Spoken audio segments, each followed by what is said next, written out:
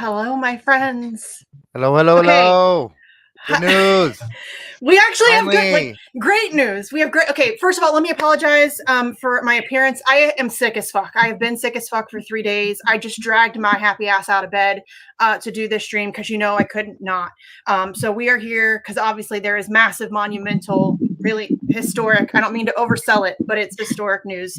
So Halo's here with us. Sleepy's obviously in the background doing the ones and twos. I've also sent the link to several other organizers and activists who have been on the ground on this thing for a very long time. I think Kendra's going to be joining us momentarily. Kelly. Nat. Yeah, I should send it to Nat. I'll try to do that. I want to send it to like so many people. Daniel Fuchs, Daniel DeCeater. I'll send it to Nat real quick. Yeah, send it to Nat. Send it to Dan DeCeater. Send it to Andrew. I'm trying to get a hold of Andrew. I can't get a hold of Andrew. He's pissing me off. He won't answer his phone. Like, answer the phone, motherfucker. So okay. I can't even believe I'm about to say this out loud. And I'm going to try to do it without crying, but I brought a whole ass roll of toilet paper just in case, because I am going to cry. I might as well just get over it. Julian Assange is free. He's free. Like, he's free. He's he's out of prison. He's on his way home, or he's home already. I don't know. To Australia. I'm freaking out a little bit. Halo, I'm sure you are as well. This is it's overwhelming. I can't stop crying. Yeah, I was fine. Honestly, I was in a little bit of shock, clearly, until I saw the video of him actually free. And then it really, here it is for everybody. Look at it. Yay! Fuck. Actual pictures of the guy. And he doesn't look like a ghost, which is fucking amazing. Well, it'll have a number. We don't. Okay.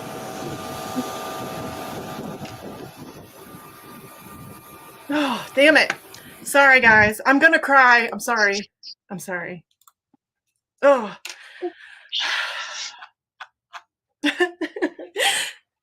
It's just been a long time coming.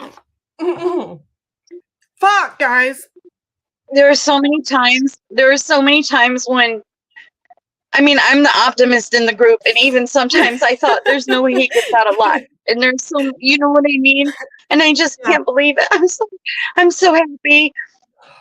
And you're the one that told me. I got my news from you because I was putting Twitter down for a minute, you know?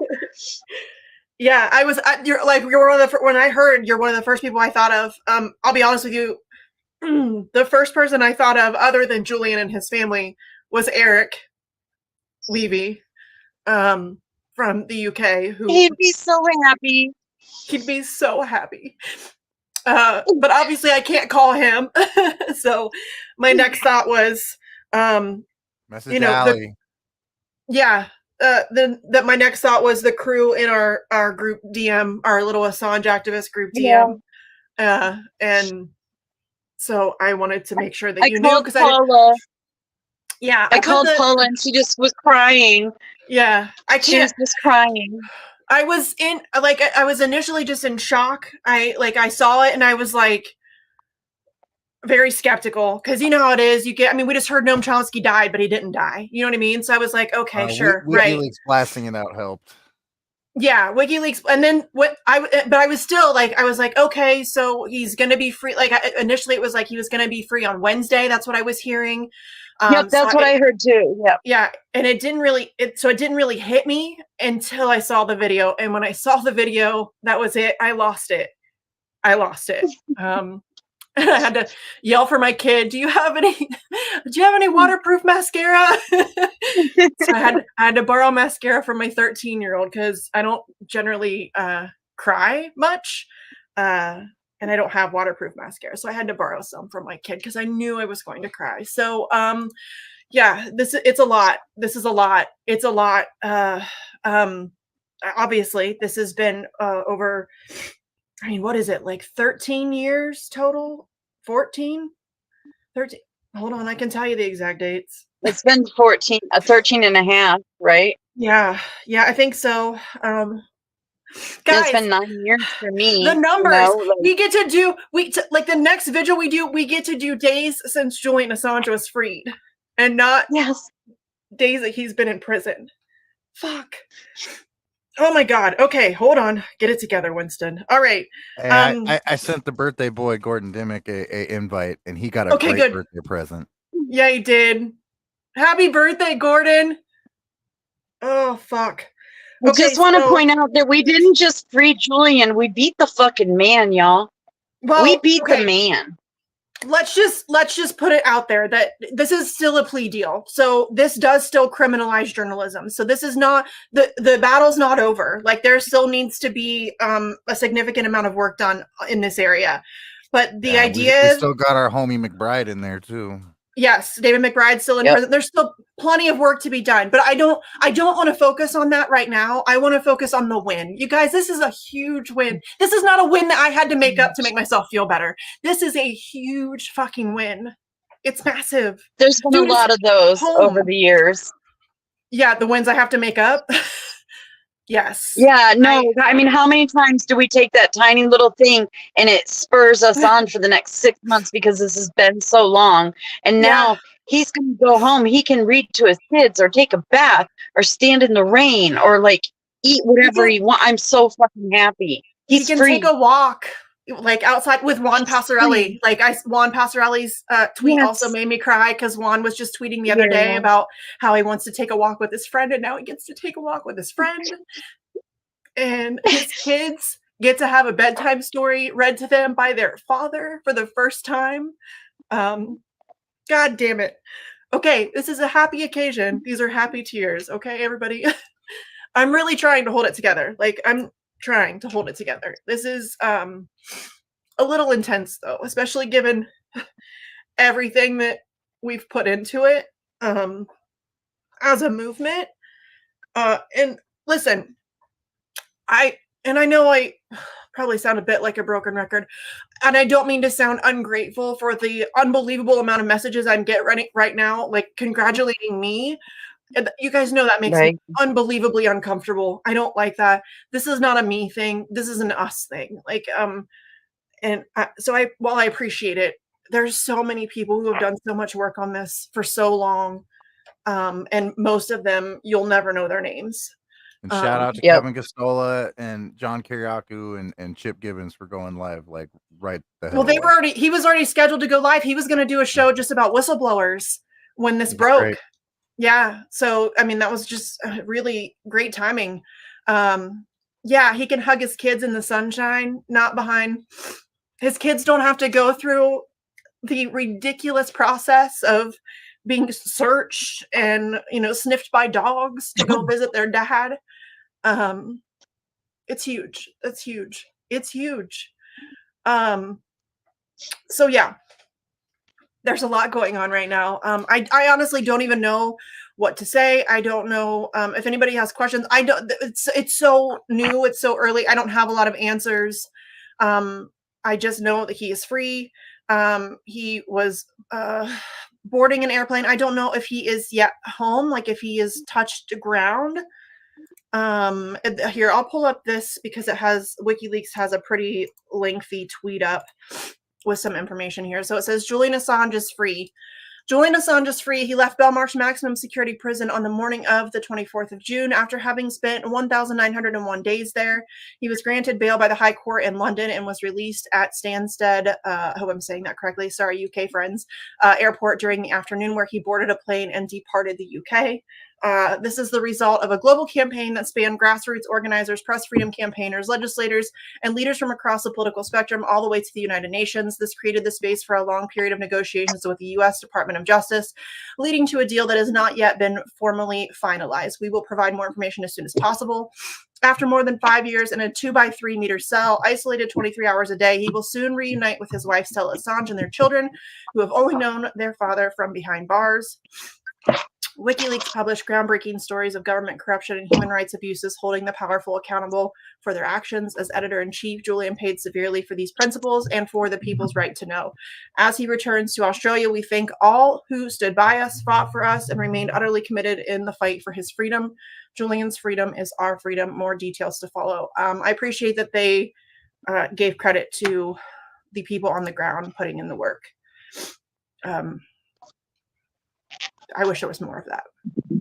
More credit to those people, please. I don't feel like the activists get near. But I don't think activists in general, and that's the thing though. Activists don't do it for credit. We don't do it for credit. We don't care about credit.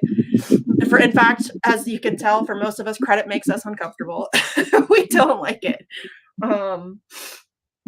Yeah, but there's so many people, like, that's one of the things I just want to say, any Assange Army people watching right now, thank you for your patience with me when you're getting these boxes. Oh, yeah, I really wanted to fill out letters today. Or, something like that. Like, it's not, oh, crap. Yeah. I don't know if you can. We just started a new postcard campaign. Oh, she dropped. Hold on. We lost Halo. Yeah, her connection's not great, but we she in a car. we just started a new postcard campaign that we were going to do throughout the election, which we can still do. We just need to refocus now on a full pardon, I think. So y'all, we need to, instead of like all my shirts, my free Assange shirts, we need to do freed with a D, freed Assange, because we did it, y'all. Glory Jones is in the chat. We did it, y'all. We did it. Like we did this. We got to get the charges dropped, like Glory said in the chat, or we got to get a full pardon. Charges dropped to be obviously the better of the two, because he did nothing wrong. There shouldn't have been charges to begin with. Okay, hopefully your connection holds in there. Yeah, sorry, I'm trying to head home. I'm sorry. You're fine. You're fine. Dude, this is so on the fly. You're fine. You don't have to apologize. Yeah, we Glory's got a link to his flight. She's tracking his flight right now. That's amazing, Glory. Oh, nice. Yeah, but we did it, you guys. Like he's literally free. Like he's out of Belmarsh prison for the first time in over 5 years. That is crazy. And yeah, finally a win. And this is not just again, like I said, this is not a little win. This is not like some bullshit that I made up to make myself feel better about how awful everything is. Like I didn't think he was going to make it out alive, dude. I didn't either. Thing. Yes, I wasn't sure that he would either. Yeah. I mean, his health has been failing significantly. I do want to say, while we should be celebrating, I also just want to temper all of this with be careful about what you're expecting from him moving forward. He's obviously been through a lot. Give the man some peace. Let him spend some time with his family. Just chill. I think there was somebody who was he's aged like 30 years. Yeah. You know, look at the age on him. He went into the embassy a young, Yeah. Yeah. And he looks significantly older. There's no question. But I saw somebody mention something that they couldn't wait to see a video of him with his kids. No, you're not entitled to that. You're not entitled to that. No. That's not something that we are entitled to see. It's not owed to us. They get to go have a life now. They get to go have a normal life now. He's already given us more than anybody. Yeah. Yeah. I expect absolutely nothing from Julian Assange from this point forward. Nothing. He's already sacrificed a tremendous amount. If he wants to just go sit on a beach for the rest of his days and never say a single word, do it, homie. Go at it. That's where I'm at with it. Yeah. He owes me nothing. The man's a hero for what he did, but let him live the rest of his life on his terms. Yeah. And we need to pick up the torch. That's what I think. Somebody needs to pick up the torch.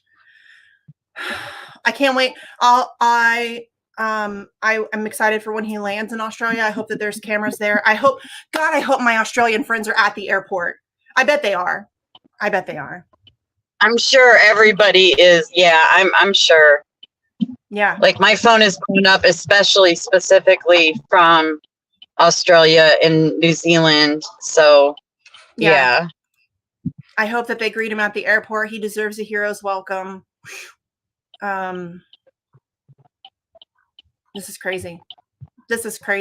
Like how many times have you visualized this, right? Like so many times. And I remember when I used to, when he was still in the embassy, I wouldn't plan actions too far ahead because I would think, well, any minute he could walk free. I don't want to order 5,000 of these things. I don't want. A funny thing, all of those postcards went in. The rest of them went in the mail today. So they're on the way, Misty. Some are on the way to you. But I went and ordered so many more, like 5,000 more postcards. I ordered posters. I went nuts because in the past 6 months, I've like, no, you know what? I'm going to long haul. I'm not going to. And now I've got all this. I don't even know what I'm going to do with it. I could wallpaper a room with postcards with these postcards.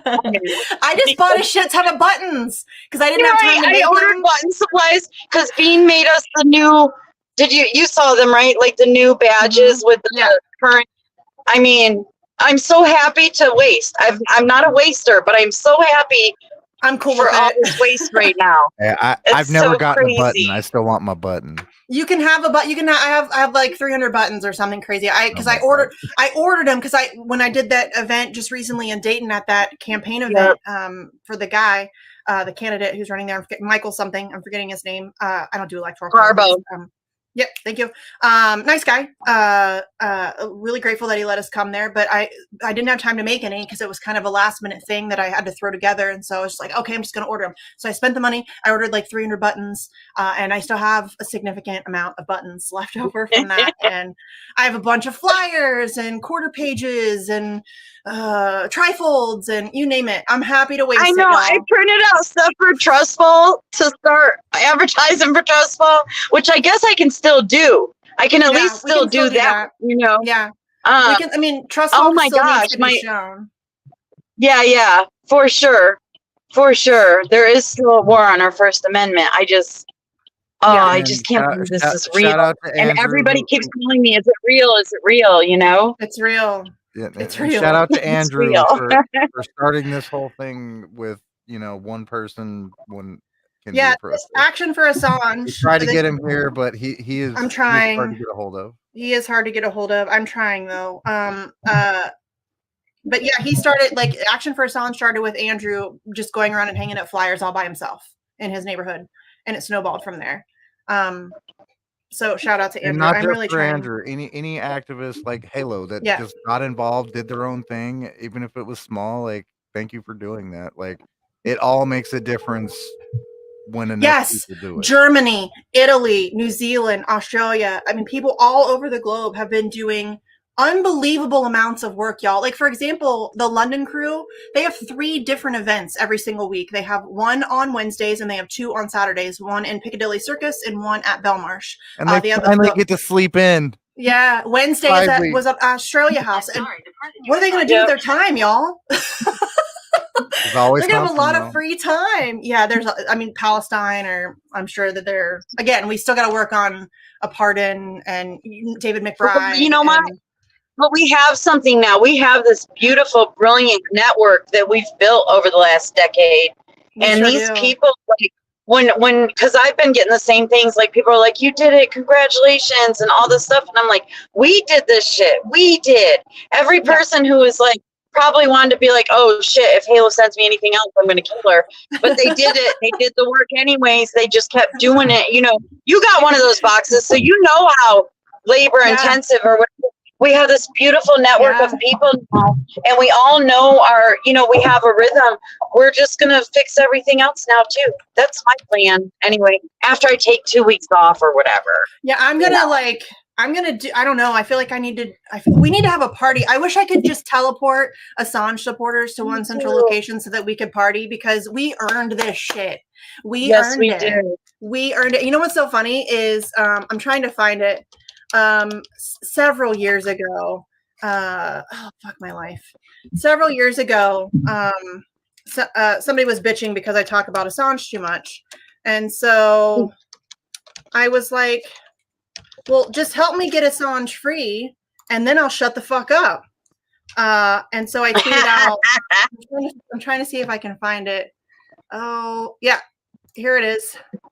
Hold on, I'll pull it up so you can see. Oh, we got a Daniel. We got a Daniel. Daniel!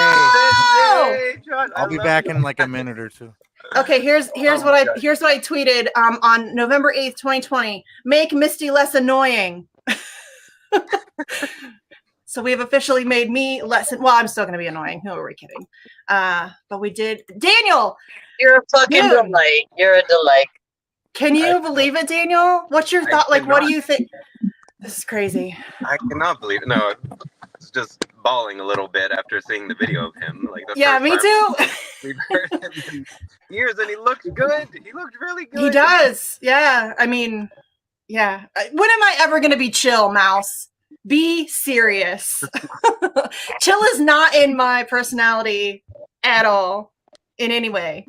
Yes, and yes, we have that in common. Yeah, yeah. Guys, I get it. He pled guilty. No, that's Daniel DeCeater. Different Daniel. Just as cool. Both are excellent human beings.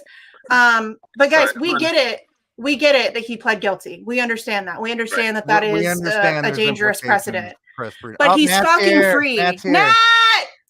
Yay! Nat! What's up? I think you're muted. You're muted or Sorry, something. I'm so happy. I'm crying already, but I'm so sorry. I know. I can't we were crying. I found out Chris is alive, and now Jillian is free. And these are the best days. Yeah, I didn't tell anybody about X because I didn't know if I was supposed to or not. But are we allowed to say that out loud? Well, I think it's public. Yeah, okay, good. He's on YouTube, man. So is he? Okay, I was trying to keep it hush hush because I wasn't sure if I was. Right, y'all. Yeah, Commander X is alive. For those of you who are following along with that, he's been missing for some time now. He dipped. He's alive. Don't know why? But I'm glad he's alive. He's alive though. That's good. And his doggies are looking fat and healthy. Yeah. Yeah. Thank you for inviting me. Yeah, dude, we're freaking out. Like, I mean, I've already cried. Halo's already cried. Like, I was fine, as I was saying earlier. Like, I don't know if I was fine. I was in a little bit of shock, I think, initially. But like Daniel said, when I saw the video of him walking to the airplane, I was done. I know. I thought of you. I was like, now she's going to be like this. Yeah, that cooked me. I was done. I was like, I was fine. I was getting ready, and I'm like, oh no. Here I remember when Chelsea Manning was pardoned. Yeah. Send JB a link. So this is, I'm not going to say this is better, but this has been longer. So yeah, this has been a long time coming. I mean, as we were saying earlier, this is like 13 and a half years in total. It's been over 5 years since he's been in Belmarsh. And this is, like we said, this is not an insignificant win. Like, I don't want anybody to try to diminish this. I've already seen people trying to do that, saying that, oh, this ends in a whimper. No, it fucking doesn't. This is a massive win. Julian Assange is no longer in Belmarsh. He gets to go home to his family. That is significant. If you don't see that, that's a you problem. He's going to spend his birthday with his family. That's his birthday is coming up. Wonderful thing to think about. It's incredible he survived. It's incredible he survived this long. So yes. Yes. Yeah. So anybody trying to diminish it can go fuck themselves. Okay? Yeah. How about that? You can go fuck yourself. And also the people that did this to him, fuck you. Yes. Oh, that's sorry. I can't even say what I actually want to say because bad things will happen to me. But yes, fuck you is the least we can say to those people. Yeah, so this is a significant win. This is huge. The idea that he's no longer in Belmarsh, that he can go home, spend time with his family, get to spend his birthday with his family. Like, that's so big. And it was just Father's Day recently. So yeah, this is huge. It's so good. Oh, and this is. Has anybody heard from Paula yet? Huge for all of us. I haven't touched. Halo did. How many people? Paula, to shut up now. Yeah, she was. Oh, hold on, I'm in the wrong group chat.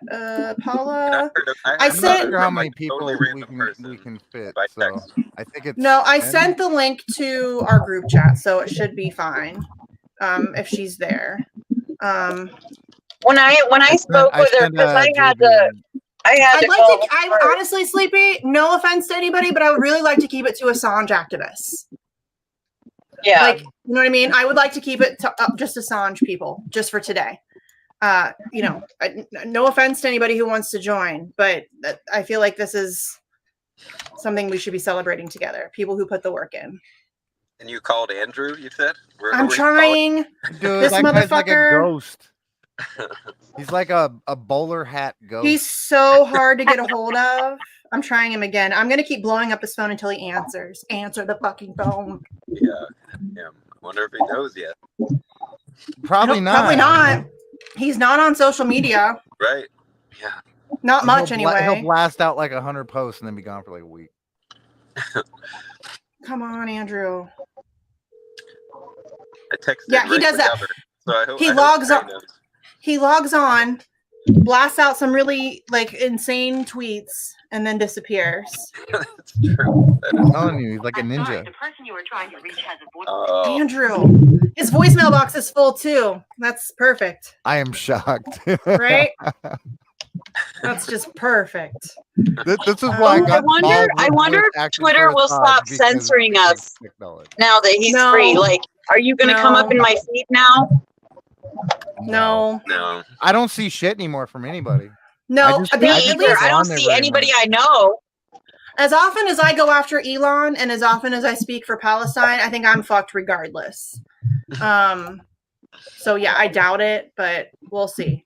We'll see how that your works. following is like big enough that it's hard to ignore. Yeah. Oh, trust me, they fuck with me so hard. I am shadow banned so hard. My account is so, dude. I'm not even kidding you. My engagement since Elon took over is horrible. Insane. It's insane how it's noticeable. Like it is. It's undeniable. It is undeniable how much they fuck with me. Yeah. Again, thank you to everybody. I just want to say, Daniel, by the way, you're going to be getting a little card full of postcards.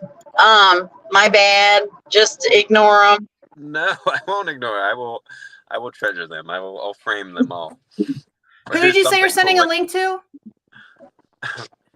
Sleepy. Who'd you say you're sending a link to? Okay, yeah.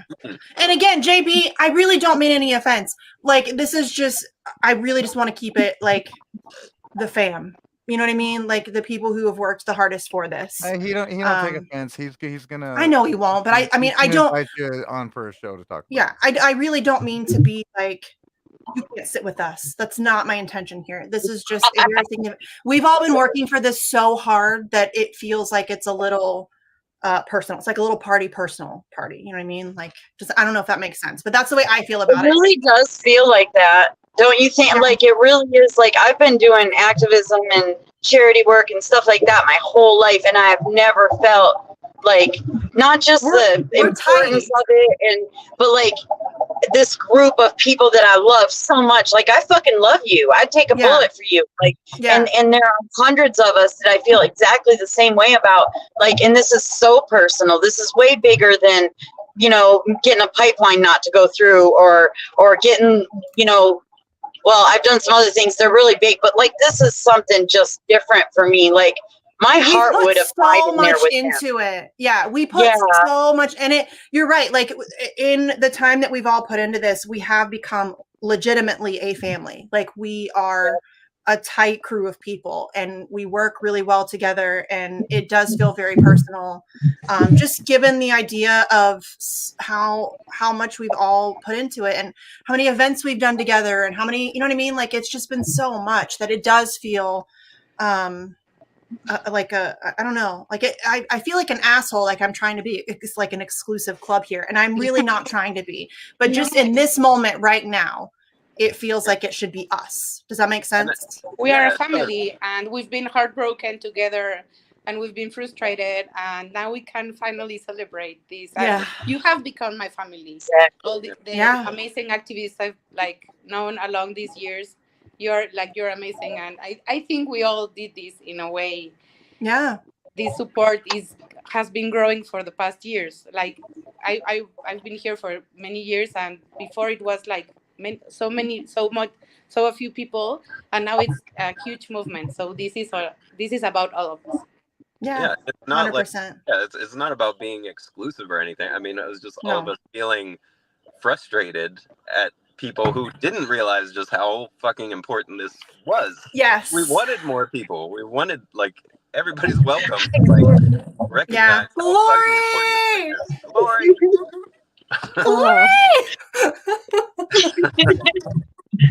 Y'all, I know. It's a lot, right? Hola, Glory. No, because Hannah. You, Glory Jones.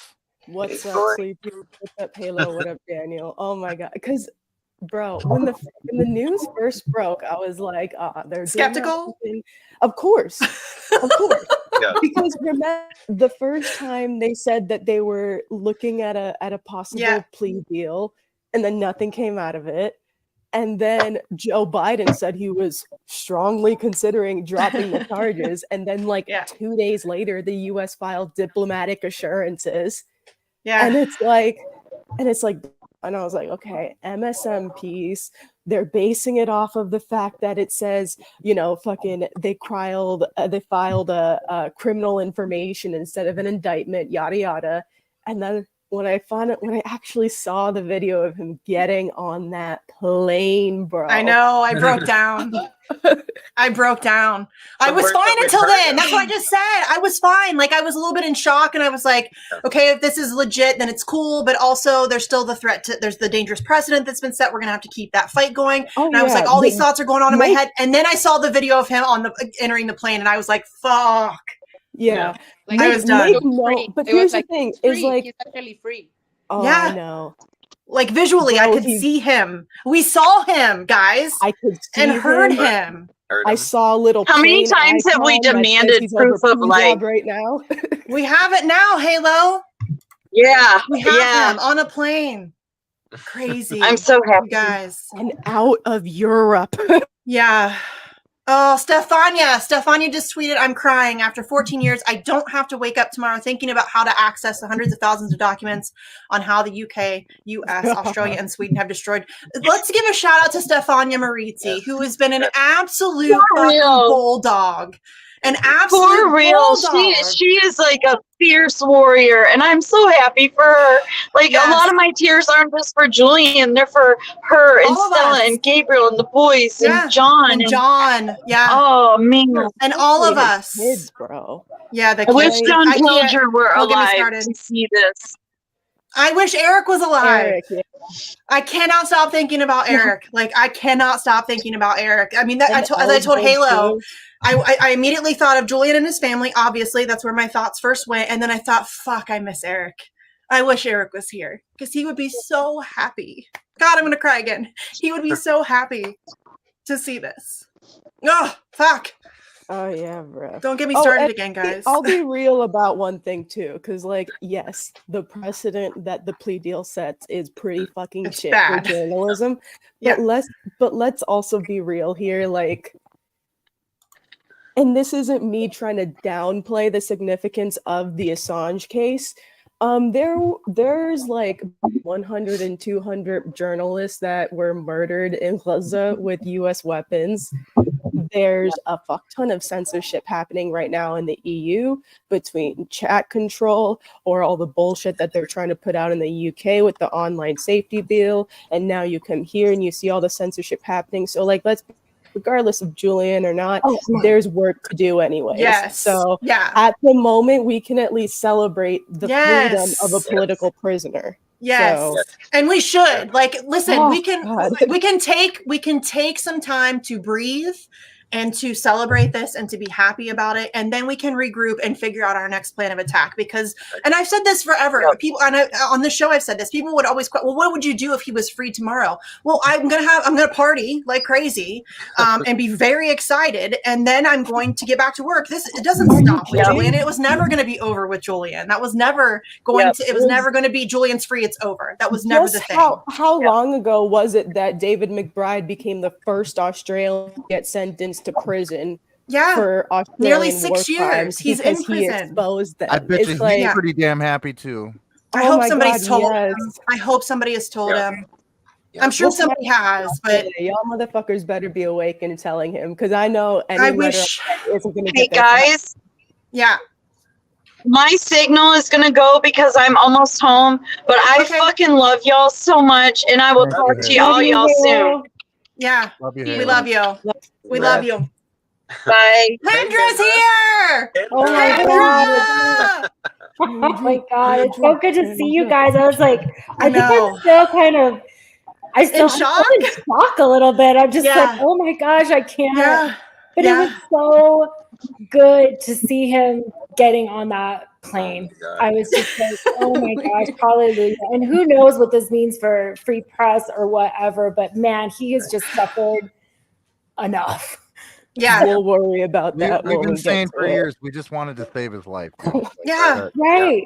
We can continue the fight, like that's fine, but we like saving his life was of extreme importance, and we've done at least we've done that so far. Like, you know what I mean? Like, it's not to say that he is safe by any stretch of any imagination, but he is free, and that is the thing too. Is like our efforts still. It's like, you know, there are so many watchful people around too.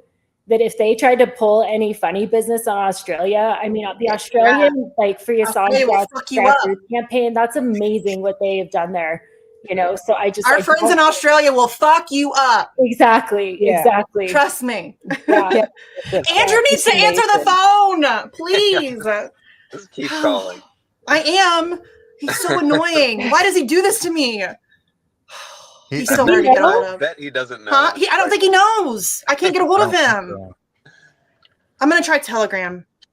I'm sorry, the person you were trying to Fuck you. He never checks his voicemail too. I am no. Aren't you, Kendra? He doesn't know. You can't even leave him a voicemail. It's full. Right. I'm going to try him too on what a douche Signal as well. God damn, I really didn't know if we'd ever see this day. I know. I'm gonna be real. I didn't think we would. Me too. Like deep down, I guess. I always had hope. I always said that. Obviously, I have a tiny bit of hope in my otherwise cold, dead heart. Otherwise, I wouldn't bother. But you know, it wasn't looking good. Right. And now suddenly, here we are. I just had a very cynical mindset about it, where it was like, either he's gonna die in prison, or we're gonna have to go through all of this election hype, yada yada yada, and then maybe they'll pardon him for a stunt or whatever.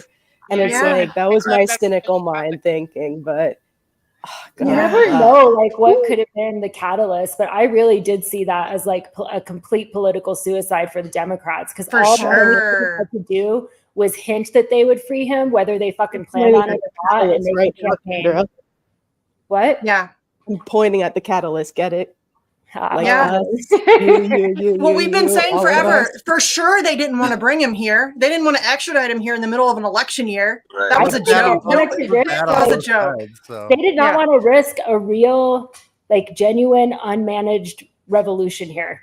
You know, because that's like, that would have opened so many conversations they do not want to have. And that they've been doing a very good job of avoiding so far in this country. Hey, Kelly's here. Kelly's here. Kelly's here. Hi, Kelly. Hi. I know. What do you think? Well, we're all crying, and then yes, and then, I don't know, just overwhelmed. I was on my way out to run errands, so I'm like trying to look at my phone and see everything while I was running around. It's just such good news, but oh my God, my mind's just spinning. Like, what are they going to do with this? Is this for you guys have probably already talked about all this, but is this Biden needs a something, you know, that they can say this to Trump? Frankly, I don't care. Right. I don't care. If you did it for a political stunt, fine. I don't give a shit. His life has been saved. I don't care. Right. Right. You didn't earn my vote. Have you all had a chance? For 4 years. What, Daniel? I'm sorry. No, I was just gonna say, because I'm on like a vacation right now, actually, and like just like announced the news, and like was my mom really that was like, well, I thought Biden might do that, and I was like, like he gets no fucking credit in this. Like, he's been doing this for like 4 years now. He doesn't get any credit. He doesn't get any positivity, bro. It's like, fucking, oh, thank you, Joe Biden. You let him go, Joe. No. Fuck you, Joe Biden. You're still a piece of shit. He would have done it day one if he had any, like, whatever. Yeah. Obviously, he doesn't deserve any credit. No. Hey, do I know everybody here? I'm not sure. I know. So you know Daniel. Oh yeah, Glory handles, but I don't know your faces. Glory Jones. She I'm pointing the wrong direction. I don't know which direction I need to point. That's Glory. She's amazing. We've organized a ton of shit in DC together. I don't know if you've ever met her though. Nat is in Mexico. She does a lot of shit in Mexico. Okay, she like runs it down there. Handles. We probably follow each other. I think we've all been probably in there so long. And then of course Kendra, you know. But you know, I've already had some people saying, "Well, what are you going to do now?" And I'm like, "We just talked about that." Oh, you did. Yeah. We're going to celebrate, and then we're going to get back to work. That's what we're going to do now. You ask, what am I going to do now? I'm sorry. What I've been doing. What I've been doing. What I've been doing. I'm going to fight for Palestine. I'm going to fight for David McBride. I'm going to fight for Mumi. I'm going to fight for Leonard Peltier. I'm going to do the same shit I've been doing, except now I have more time to focus on other things. We're going to close Guantanamo too, so that's going to... Yes, we're going to close Guantanamo. Matt can get back to all Guantanamo all the time. Yeah. Fantastic. There's plenty of other fights to fight, y'all. Plenty of other fights. Don't worry. Do a letter writing campaign for David McBride, bro. Like... Yeah, I want to do a letter write. I'm going to bring up that address again, actually, because, you know, I like to do that every time I'm on the air. On the air? I don't know if that's right. Sure. Now I know what to write him about. Yeah.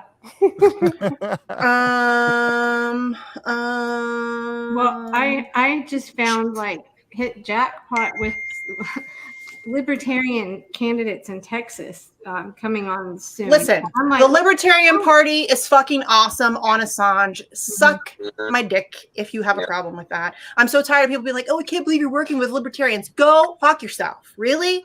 I will work with anybody. Haven't you figured that out yet? I don't care. Our Colorado libertarians have been so awesome. Like two of my first messages were from Jacob and Jessica, who have just like supported us at our rallies when, you know, we didn't have any media support, all of that stuff. And it's like, even with all of that, especially everybody here, I mean, we have been in it together from the beginning, you know, going out to DC, doing all of these things. Like and through so many different freaking psyops, you guys, to try to like not talking to each other or doing this, and like that core trying to cause division. I'm like, man, all those people that were in the beginning, we were some good people.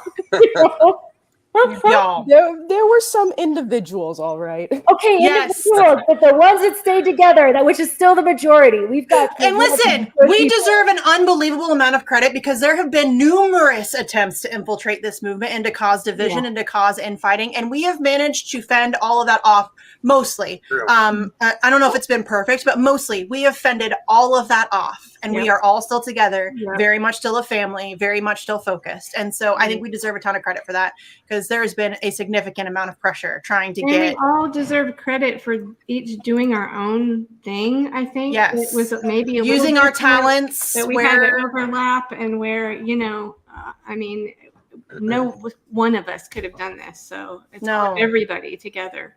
Yeah, that's why it makes me uncomfortable when people say, "Congratulations, Misty." This is not a me thing. Did that come up? Okay. There's David McBride's address. Please take a minute and write it down, and then also please take a couple minutes and write him a letter. It doesn't have to be fancy. It doesn't have to be long.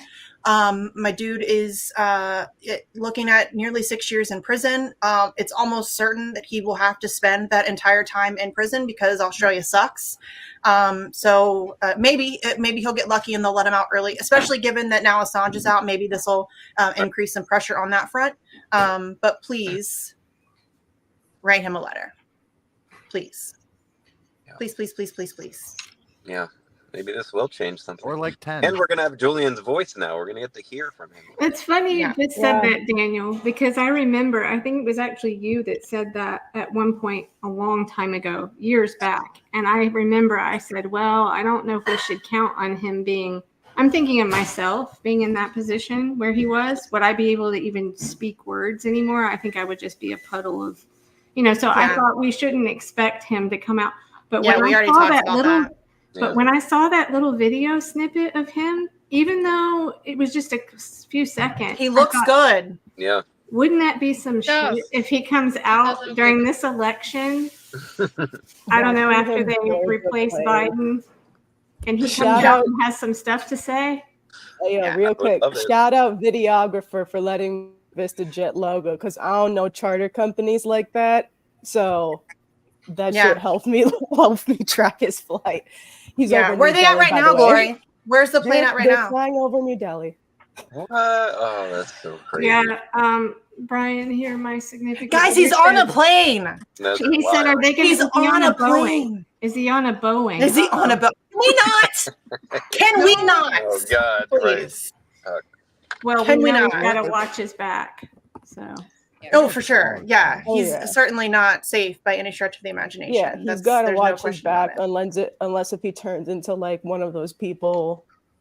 I don't know, one of them people that gets out of prison is like, hey, State Department, do you need my services? Yeah. No. Which, listen, whatever.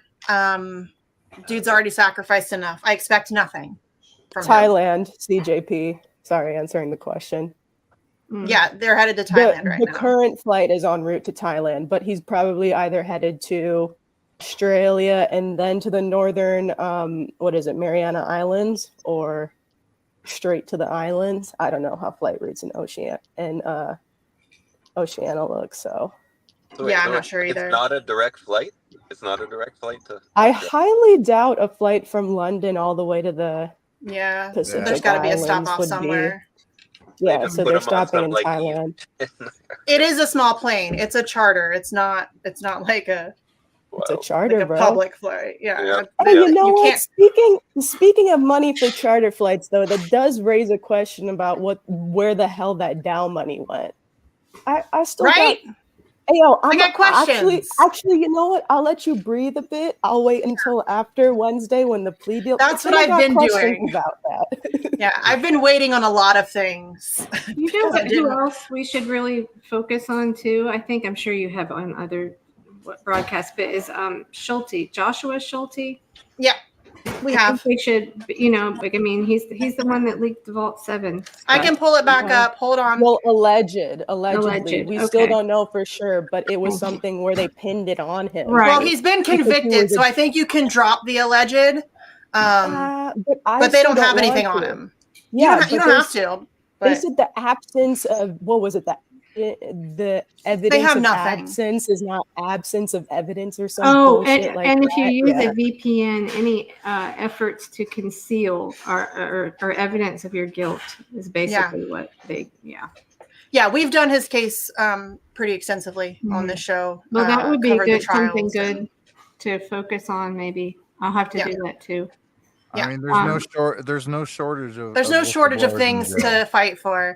I will personally, I will probably shift my focus to McBride just because he's my friend, and that's personal to me. So, and because when he was like immediately, I mean, I know you guys have talked about this, but like imminently facing his own like prison and everything, he was worried about Assange. Yeah. You know? Every time we had him on this show to talk about his own case, he would talk about himself for about 34 seconds, and then he would start asking questions about Julian. And I'm like, my guy, we are here to talk about you. And he just doesn't, that's just not in his nature. He was much more concerned about what was happening to Julian than he was about what was happening to himself. So, yes. There's like, but again, he could be here to celebrate with us. Me too. Right. Oh, you're gonna make me cry again. Me too. I really wish I could see his face when he learns the information. I wish that I could. You know what else hear his voice? Cry, though? I pulled up from running my errands and I saw, Afshin Ratanzi had posted an interview he did with Pilger. And Pilger died 6 months ago and didn't get that was just, I started crying again when I remembered that.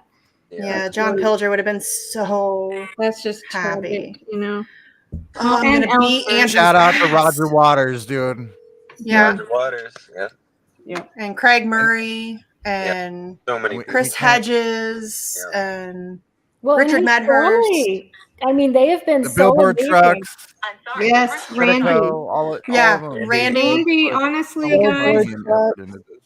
Honestly, guys, Randy, and you know, that's how I started really. Well, I did a candidate thing years ago, but then I worked with Randy for like 4 years, and he has been at this probably longer than anybody. And he actually had early shows where Assange was on the show, and those are great to listen to as well. If you go to Live on the Fly. Have you talked to Randy? Have you heard from Randy? Just briefly. He kind of teased me earlier about it, but he wasn't allowed to say.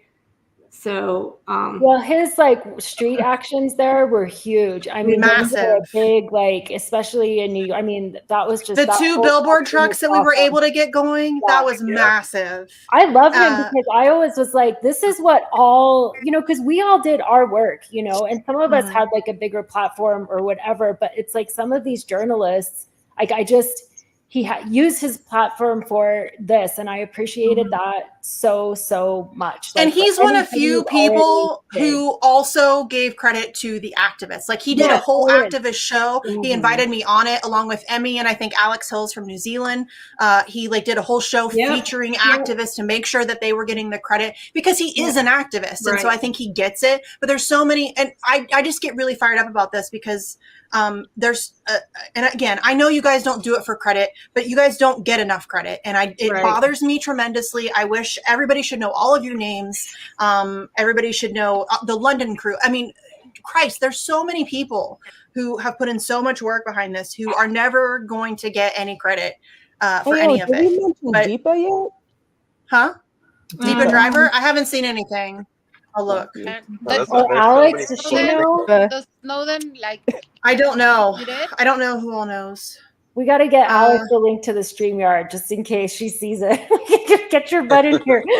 Deepa knows. Deepa has tweeted about it, so Deepa knows. And Snowden, because I stopped following all the tweets. I was just like tweeting. I know, me too. Snowden. I tried that and like kind of connecting with everybody. That's why I'm still like on my phone, like with people like, you know. Yeah, Juan Passarelli, I know, knows about it. He tweeted about it. It doesn't look like Snowden has tweeted. Maybe I'm still here. I'll be right back. Probably sleeping. Yeah. It's like 2 in the morning. Does anybody? Yeah. What time is it in Australia right now? Does anybody know? They're like 15 hours ahead. It's like right? Like from Mexico, it's like 16 hours ahead. So it's like tomorrow. It's like middle of the night. Yeah. I wish I had Alex Hills' phone number. I would call her and wake her ass up right now. She's going to be guys, Alex Hills is going to be so fucking excited. It's true. It's going to be amazing. You don't have to do this no more, man. She gets some free time again. No, she'll do something else. Oh, probably. She'll do so. Every single one of us, we're all sitting here talking about the free time. There's going to be no free time. No. There'll be no free time. We never rest. I have many more things that I am going to do now that I'm not like the leader of a group, because I had to be thoughtful about everything that I said and thought, because like in that position, it's like, well, and I'm sure I didn't do it perfectly, but I'm like, somebody else's life is at, risk, and I'm like representing an entire group. So hold up, I'm Kendra. excited about Hold up, Kendra.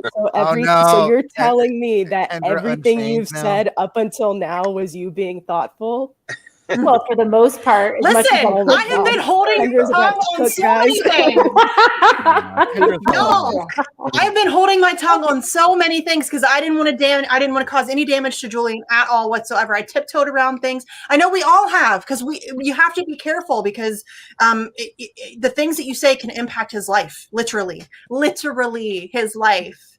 So you have to be careful. And I think all of us have been struggling with walking that line, some better than others. I'm not very good at it.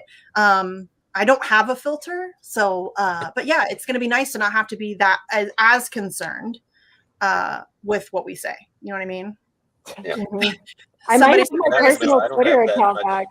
I don't have that much reach. I don't think I had to worry too much, but no, you all did an amazing job there with you. Yeah, sorry, Misty. We're not Twitter famous like you. No, Lori has a good following. But we're friends with Misty.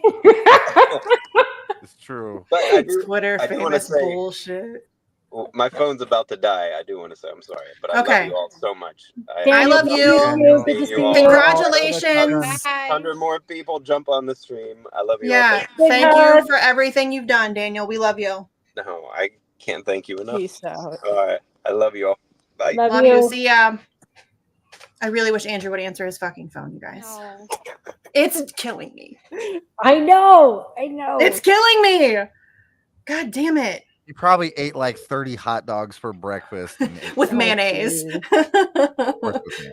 He ate a tub of mayonnaise and passed out. He probably ate 5 and gave 25 to the trash pandas. For sure. For sure. What are you going to all do to celebrate? I'm sick as fuck. We need to celebrate. Yeah, we do. Well, we had an event. Like, I'm going to change our flyer for Squirm, and I'm going to send out, because we had an event this Friday. So I'm going to send that out to. Yeah, I'm just going to say instead, like, anybody, like, please come. It's an open mic, like, night like that. Like, please, please come and help us celebrate. I'm going to have a cake there anyway, because we were going to celebrate Julian's birthday. So, I mean, that will be one celebration. I think we need like a world.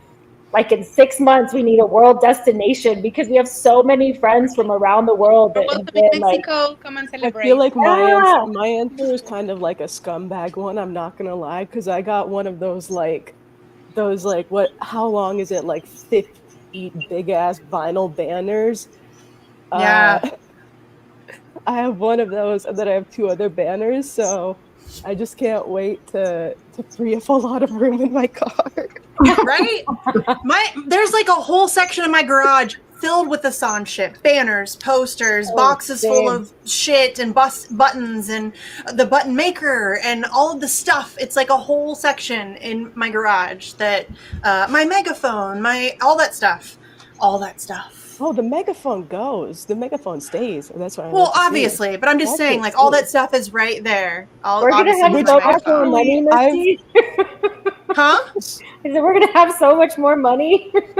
My God, my husband's going to be so excited. You guys. I'll find something else. He knows it. There'll be something else I'm spending thousands of dollars out of pocket on. I will say, though, there are these, what was I going to say? Because this is going to fill up my car now that I get rid of the space that banner takes up. But have you guys seen those like shrouds, or I don't know a better word for them, but like they symbolize dead babies? Yes. Mm-hmm. Yeah. So I only bring them up because they're great for solo actions and they make a very powerful visual statement. And 3/4 of the time, they don't piss off cops and security. So very useful for Guantanamo, anti-war crimes, pro-Palestine activism, etc. And yeah, I just wanted to make that point. Just to. Can you send me I don't know what you mean. Sorry, I don't know the word. I got you. Picture. Because I don't know how to describe them because we've been calling them like dead babies. So. Show me what you mean too. I think I know what you mean, but not positive. Yeah, I want to know so I can use it. Thomas Massey has tweeted. Shout out to Thomas Massey, y'all. He has been an absolute fucking rock star. He's been one of few people in Congress that we've been able to depend on. He has been receptive to me on Twitter. We've had conversations, and he led the charge on a number of things in Congress, including the 2 bipartisan letters, the bipartisan piece of legislation, all of that stuff. So shout out to Thomas Massey for kicking ass on this issue. Able to share something? You know what else he kicks ass on to say that, it's bigger than just Assange. Have you guys seen, I'm sure you have, some of his C-SPAN testimony where he was talking about technology, like stuff with the election. Yeah, he's great. I mean, he's great at all that stuff. We listen to Congress and they're like, oh, my granddaughter knows how to use my phone, but he's like actually with it on all. Anything to do with civil liberties, that's your guy. That is your guy. The general public, doesn't really know this stuff. And it's, I don't know, it's something I try to keep up with. I'm not really a tech person, but Me neither. find it fascinating. And I'm just glad that he talks about it. And I can't remember. It was something from 2023. Oh, he was talking about the reverse. He was interviewing somebody or questioning, about reverse targeting with the Section 702 FISA. Is that right? And where he said that what they do is, obviously they can surveil someone overseas, right? But say they really want to target an American. They just find that someone overseas that person is talking to. And then we've covered that. Yeah. So I just thought it was, and he was just grilling him and kind of wouldn't let up. And I thought we need more of that. We need more of that because as it stands right now, the transparency goes one way. They have transparency on us, and we have to fight tooth and nail for every bit of any transparency. Like, you all know about Stefania and her FOIA battle. I mean, that's what we have to do. And it costs We have money. it completely backwards. There should be full transparency for power, and people should have all the privacy that they want. And we have it completely backwards at this point. And that is, a problem. It's a big problem. So I'm still here. I'm sorry. I haven't eaten anything, and it's 9:30. So I'm going to go off. Oh, girl, I haven't eaten in 3 days. It's okay. I'm sick as fuck, guys. I don't even know how I'm sitting upright at this point. I'm on adrenaline. That's how. I know. All right. Same. Kelly, you got a dip? Is that what you said? I think she did. Yeah. I think she killed her camera. She's still here. I think she's just eating. I'm here. I'm listening. Okay. I just don't want to sit here stuffing my face. Boy. Okay. Yeah, that's cool. Oh, gotcha. Y'all. It's unbelievable. Okay. I'll be interested. Oh, hold on. We got info. Andrew. Get your ass here, buddy. Button here. Hold on. Can you guys hear it? What's up, dude? Julian Assange is free, motherfucker. Is he for real? He's for real free. I'm going to send you a link on Twitter to this live stream. We're live right now. Get your ass over here. Okay, I probably can. I'm getting the girls ready, but I'll hop in when I can. Okay, I don't know how long we're going to be on, but he is free. Get on Twitter. It's all over the damn place. There's a video of him getting on a plane and leaving the UK. He is free. Okay, awesome. Yay! We've been trying to get a hold of you. You had to know, and I'm like, he's not gonna know. He's not on social media. He's not checking anything. So hey, me and the girls were finishing up the garden. We just got all of our lettuce planted. Oh, okay. Well, get It was for good stuff, Andrew. It was for good stuff. Yeah. Glory's here, Kendra's here, Nat's here, and Kelly Lane is here. And Sleepy's here. They all say hello. We're very excited. We're on a live stream, so we just wanted to make sure that you knew what was going on. I'll send you the link if you can jump in anytime soon. I don't know how long we're going to be here. We're all just basically ranting at this point. I'll get on as soon as I can. Okay. All right. I love you. Love you too, dude. Bye. All right. Let me send him this link. Finally! That was killing me. Like one of the most important people for me to. I mean, he got us all into the. Well, and Andrew and I have done so much together. Like I would say of anybody, I don't know. Like Kendra and I have done a ton of stuff together. Paul and I have done a ton of stuff together. But I think Andrew and I did the two Roger Waters concerts. Like because we're in Ohio, we've done some other. Like we did the Columbus home run for Julian thing. We've done stuff that's just been the two of us. So we've spent a lot of time working on this together. So.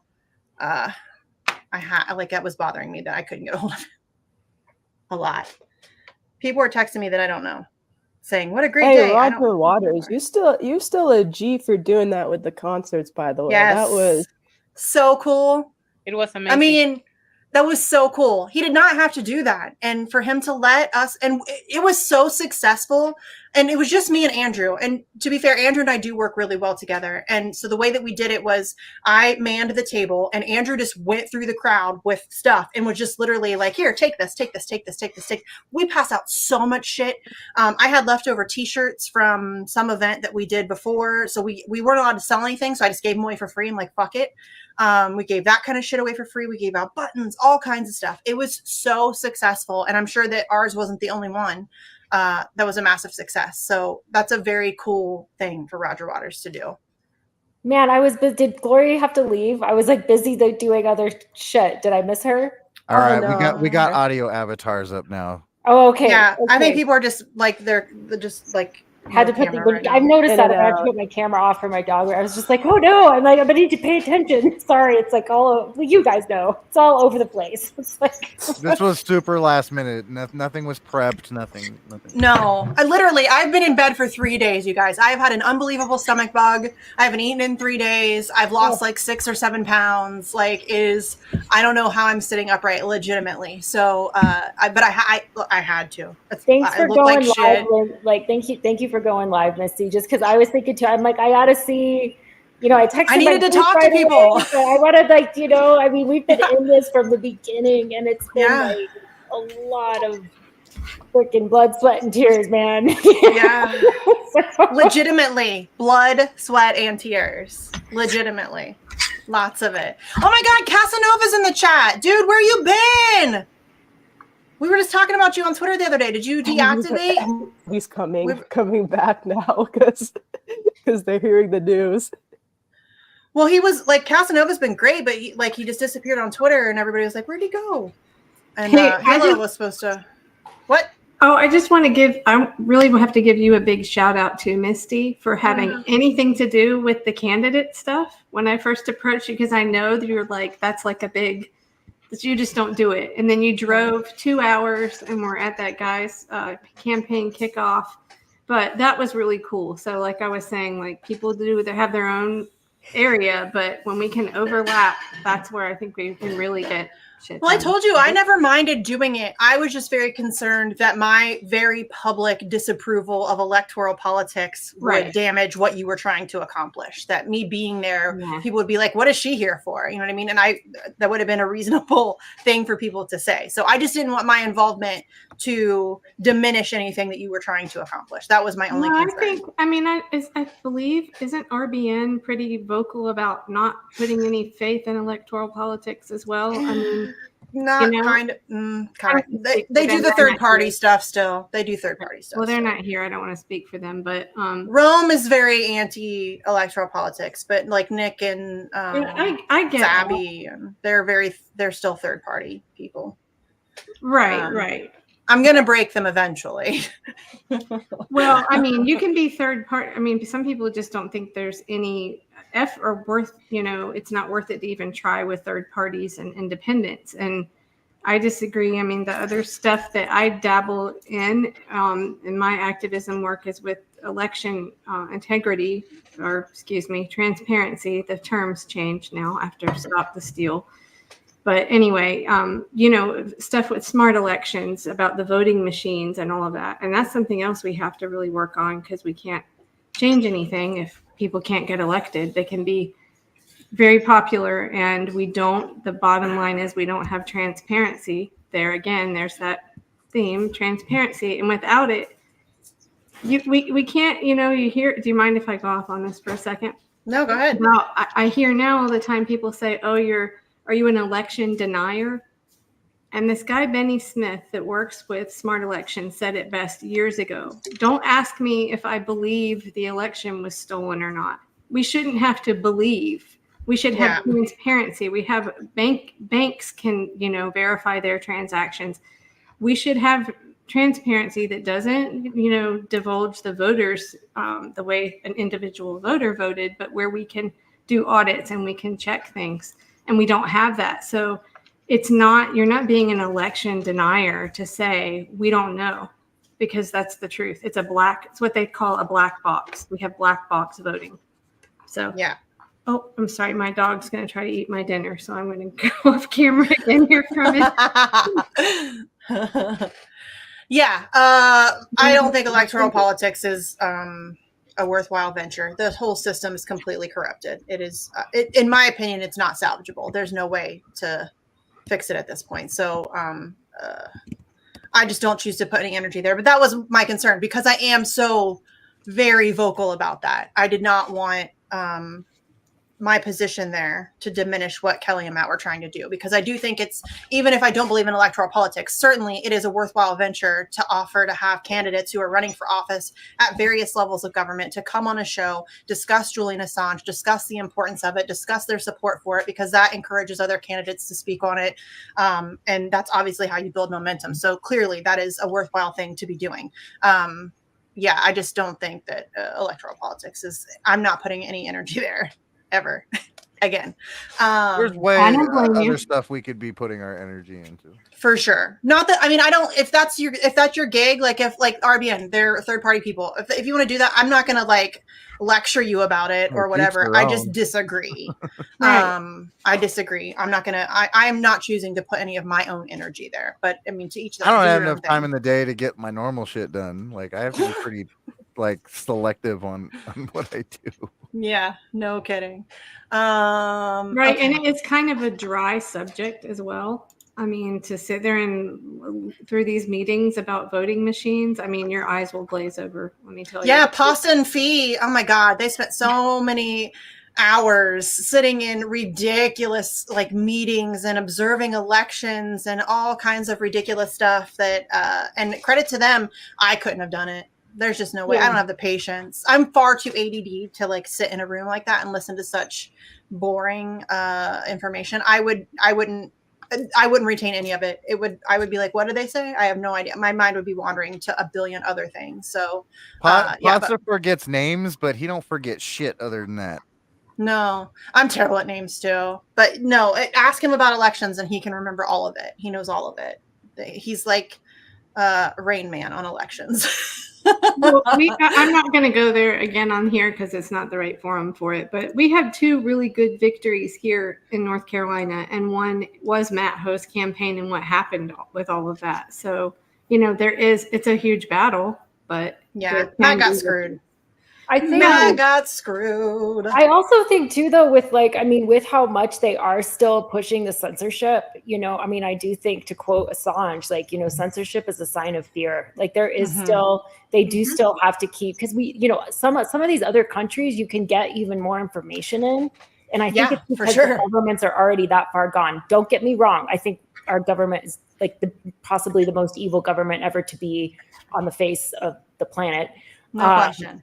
But at the same time, like we still have this power that's not entirely gone, and I do think there is some differences there. And I do, to the point about the electoral politics, they make that so difficult and so complicated so that the regular citizen can't understand, everybody's a wage slave. None of us have freaking property anymore. Yeah. I mean, it's just like, it's rough. So it's like, it takes 10 times the effort that it used to take to get things going. But I'll say with Colorado, there are a lot more people paying attention to local stuff because it does seem like we have to have some hope here that they just put the gas on a little bit too hard, because people are really sick of it and they see stuff getting just destroyed around them. So, I mean, people are paying attention to that more.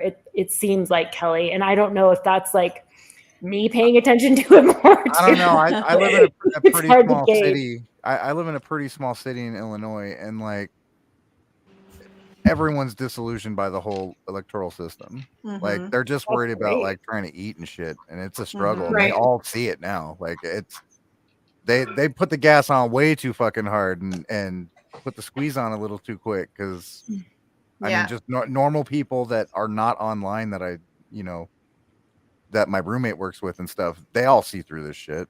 All of them. Well, I mean, what's the actual voting turnout here? It's like 40-something%. Not even just voting; they're just over all of it, man. It's nuts. Bye, Nat. I'm going to go to celebrate, but I love you. Bye, Nat. Congratulations. I love you. I love you so much. We love you. Love you. Bye. Is Oz Whistles? Is that Oz as in? No. Shanda. Different Oz. Wait, yes. It is? Wait, oh, hi, which Oz. one? I just see someone going by. Hey, Daryl's here. Hi. Oz Whistles in the chat. Is that Oz as in Shanda and Oz? Yeah, it No, should it's be. not. I believe I so. don't think so. No, Oh, wait. It's not. Oh, no. That's old. No, I don't think it's him. Well, anyway, that's whoever that different. is, I was just reading. That's an old school viewer. Oh, okay. Yeah. Oz has been around for RSFO was in there. Sorry, I have not been ages. paying attention to chat, guys. I'm very sorry. I have not either, but you guys know I'm terrible. So I'm trying to look through it right now. Are you guys like you're on the YouTube as well? No, I think Oz Whistles is in Australia, if I remember it. Well, they just said I just went to the shop. Yeah, that's not US lingo. Shared the news. Oz. Thanks for sticking by all these years. Yeah, we do love you, Oz. It said that shared the news to the cashier how Julian Assange is free, and they didn't. Went blank and said, "Who's that?" I was out, as I said, running errands, and I just wanted to because I was still I had scream just at crying, people, and I was I wanted to just say something to this guy in Trader Joe's, and I knew they would probably just look at me like, "Huh?" Yeah, I was laying in bed. Obviously been sick, and I ran downstairs and told my kid, and she's like, okay. She's 13. Like, she gets it. She went to that event in Dayton with me. because she's been how wanting did to that get. go? I didn't really hear much about it. Did you? It was good. It was small. I mean, there wasn't a ton of people there, but it was good. They had a great setup. They had a DJ. I got to meet a bunch of different organizing groups in the Dayton area.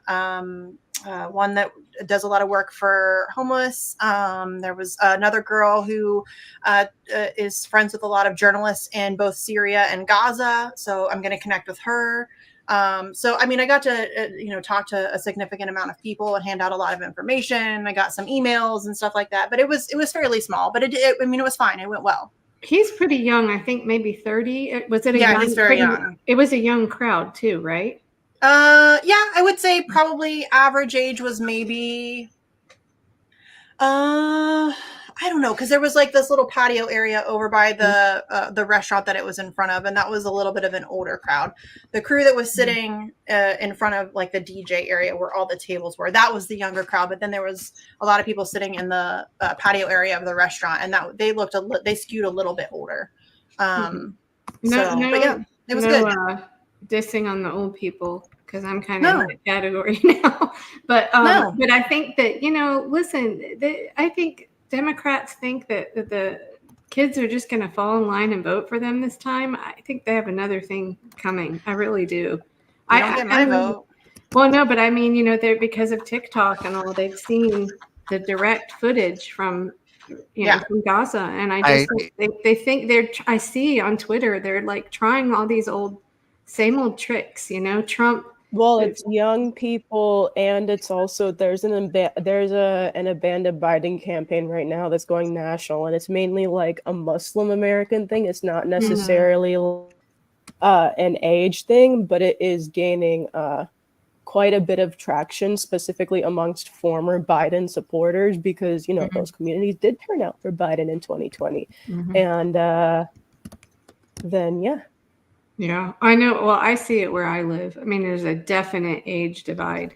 I'm in a very blue bubble of North Carolina, believe it or not. But I'm in small town Ohio. I'm surrounded by Trump supporters.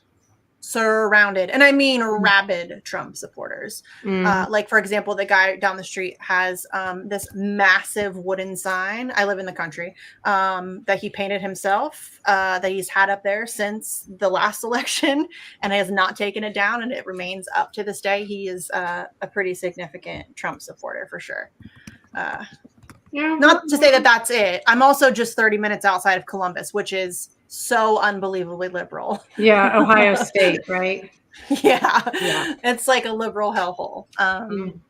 But where I live is the complete opposite. I bet I have you beat on that one. Chapel Hill, North Carolina. It's maybe like 80% blue. Yeah, I would say Columbus probably rivals that. Okay. It's pretty bad, especially the fancy parts, Upper Arlington and those types of locations. Okay. I'm trying to look through the chat to see if there's anything that anybody has asked. Did you guys already pull up the actual documents earlier? No, I could do that. I thought that would be good to do because I didn't even have time. Like I said, I glanced at them, but I really wanted to see the actual legal documents. I didn't think those had come through yet. Yeah, they're out. No, they were filed. It's only like 4 pages, though. Yeah, it's only 4 pages. Because it's only 1 count for espionage. That's all they're charging him with, which is specifically why the precedent is pretty shite. But is it full? Is it just to conspire, though, with Manning? I think it's just to conspire. I think you just had to plead out on the one they thought they might be able to prove, because that I think it's the like computer intrusion shit, like the computer intrusion shit. Yeah, for them. Conspiracy to obtain and disclose national defense information. Yeah. Do you have it, Lori? Yeah. I'm trying to find it. Want me to send you the link, or do you just want me to share it? Share it. I don't know if you can share it. Can you share it? Oh yeah, I can share it. You just have. I just have to add it. Okay. I've got it here too. I'm just reading it on my end, but blow it up a little bit. Boom. There you go. In the Northern Mariana Islands. Conspiracy to obtain and disclose national defense information. Yeah, that's a problem, guys. I mean, that's It's not. Look, it's not a win for press freedom wise. No, it's a win that this guy is not going to die in jail. Where was that? Who did WikiLeaks tweet that out, or where did you? It's everywhere. Like I think I saw. No, it was filed in the. It's filed. Like it's legal. Yeah. Do you have that retweeted? Like it's a legal I'm just trying to pull it up. Yeah, it's on my Twitter. It is okay. I'm pulling you up right now. Yeah, it's on my Twitter, and then if you go to the description of the image, the document is in the also thing. But it's only 4 one pages, of his lawyers. Yeah, one of his lawyers tweeted it out too. There you are. Okay. Yeah. Julian Paul Assange was not a United States citizen, did not possess a U.S. security clearance, did not have authorization, blah, blah, blah, blah. Yeah, but yeah, that is definitely problematic because I just had an argument with this guy that on, I don't know where, Facebook or somewhere, was saying, so you're saying that anybody should just be able to, publish classified information. Actually, I can. Yes. That's exactly what I'm saying. Right. But yes. If it's a crime, it can't be classified. If it's a crime and it's in the public interest, yes. The answer is always yes. You should be able to publish that. Period. End of story. There are no negotiations. I wonder. It's not. Sorry, I'm used to running these. How do if I wanted to share a clip? Well, we'll go through this first. I had a clip of Daniel Hill saying that's exactly why Assange shouldn't be held to any.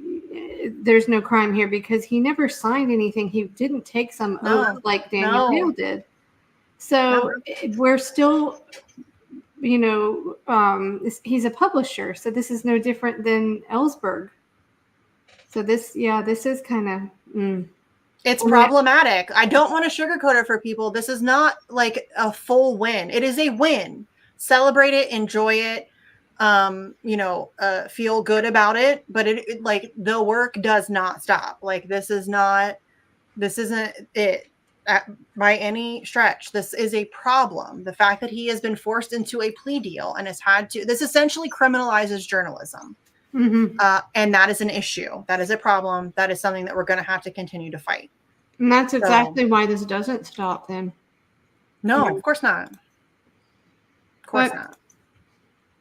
I know. Instead of free Assange, it's now back to free speech and all that. And I mean, drop the charges or pardon Assange, whichever. Journalism is not a crime. That whole thing has to continue, unfortunately. But I mean, listen, again, Julian Assange is on a plane right now. He is no longer in Belmarsh, and that is massive. So don't let anybody diminish that victory. Do you know? There's another clip as well where Kiriakou was on Jamal Thomas's radio show not that long ago, and he's talking about when they offered him a plea deal, or we heard reports of it and he said no, absolutely not. And he said hell, not just no, but hell no. Yeah. So I want to dig in. If anybody knows it off the top of their head, please tell me. But I can't remember. What is the difference between that plea deal and this? Do we know yet? We do not know. We didn't really have a lot of information about the previous plea deal. It was really just rumblings and rumors, which we've been hearing for a while. I mean, that's been stuff that's like, there's been little whispers of it here and there for, years really. So we don't really know the specifics of that, whatever plea deal was being bantered about before. And obviously his legal team wasn't able to speak on it because they have to be very careful what they, forward facing, how they present his case, because anything that they say can be used against him. And so we don't have any information about what was presented previously. I'm a little surprised that, honestly, I was a little surprised that he entered into this. I don't blame him. I don't at all. I don't blame him. And I said this at the time when it was being bantered about prior to this, that if he entered into a plea deal, I absolutely do not hold that against him at all. Like there's absolutely no way that I feel like anybody could look down on him for making that decision. There's just no way. So I fully support the decision that he's made for himself, but it just means that the work's not done, and that's okay. I mean, we fought this long. We can keep it up. Yeah. So yeah, it is a win though. And it annoys me that there are already people trying to diminish it. Not surprising, but it really annoys me. I think it's going to be probably kind of hard for us in the coming days. And I'm just, I don't know what's going to be said in the presidential debate on Thursday, but we're going to see headlines probably everywhere that are mis and disinformation, and we're just going to have to work hard to, I guess, try to correct people on I'll be interested to see if this is something that the Biden administration attempts to use against Trump, given that it was Trump. I'm interested to see if that's a card that they will play. They don't really have much of an upper hand there, given the fact that they waited this long to make this move, and the move that they made isn't really all that great. But I am interested to see if they will use this as well, that doesn't matter to your average uninformed person on the topic. They're just going to be like, oh yeah, okay, see, Biden's better than Trump.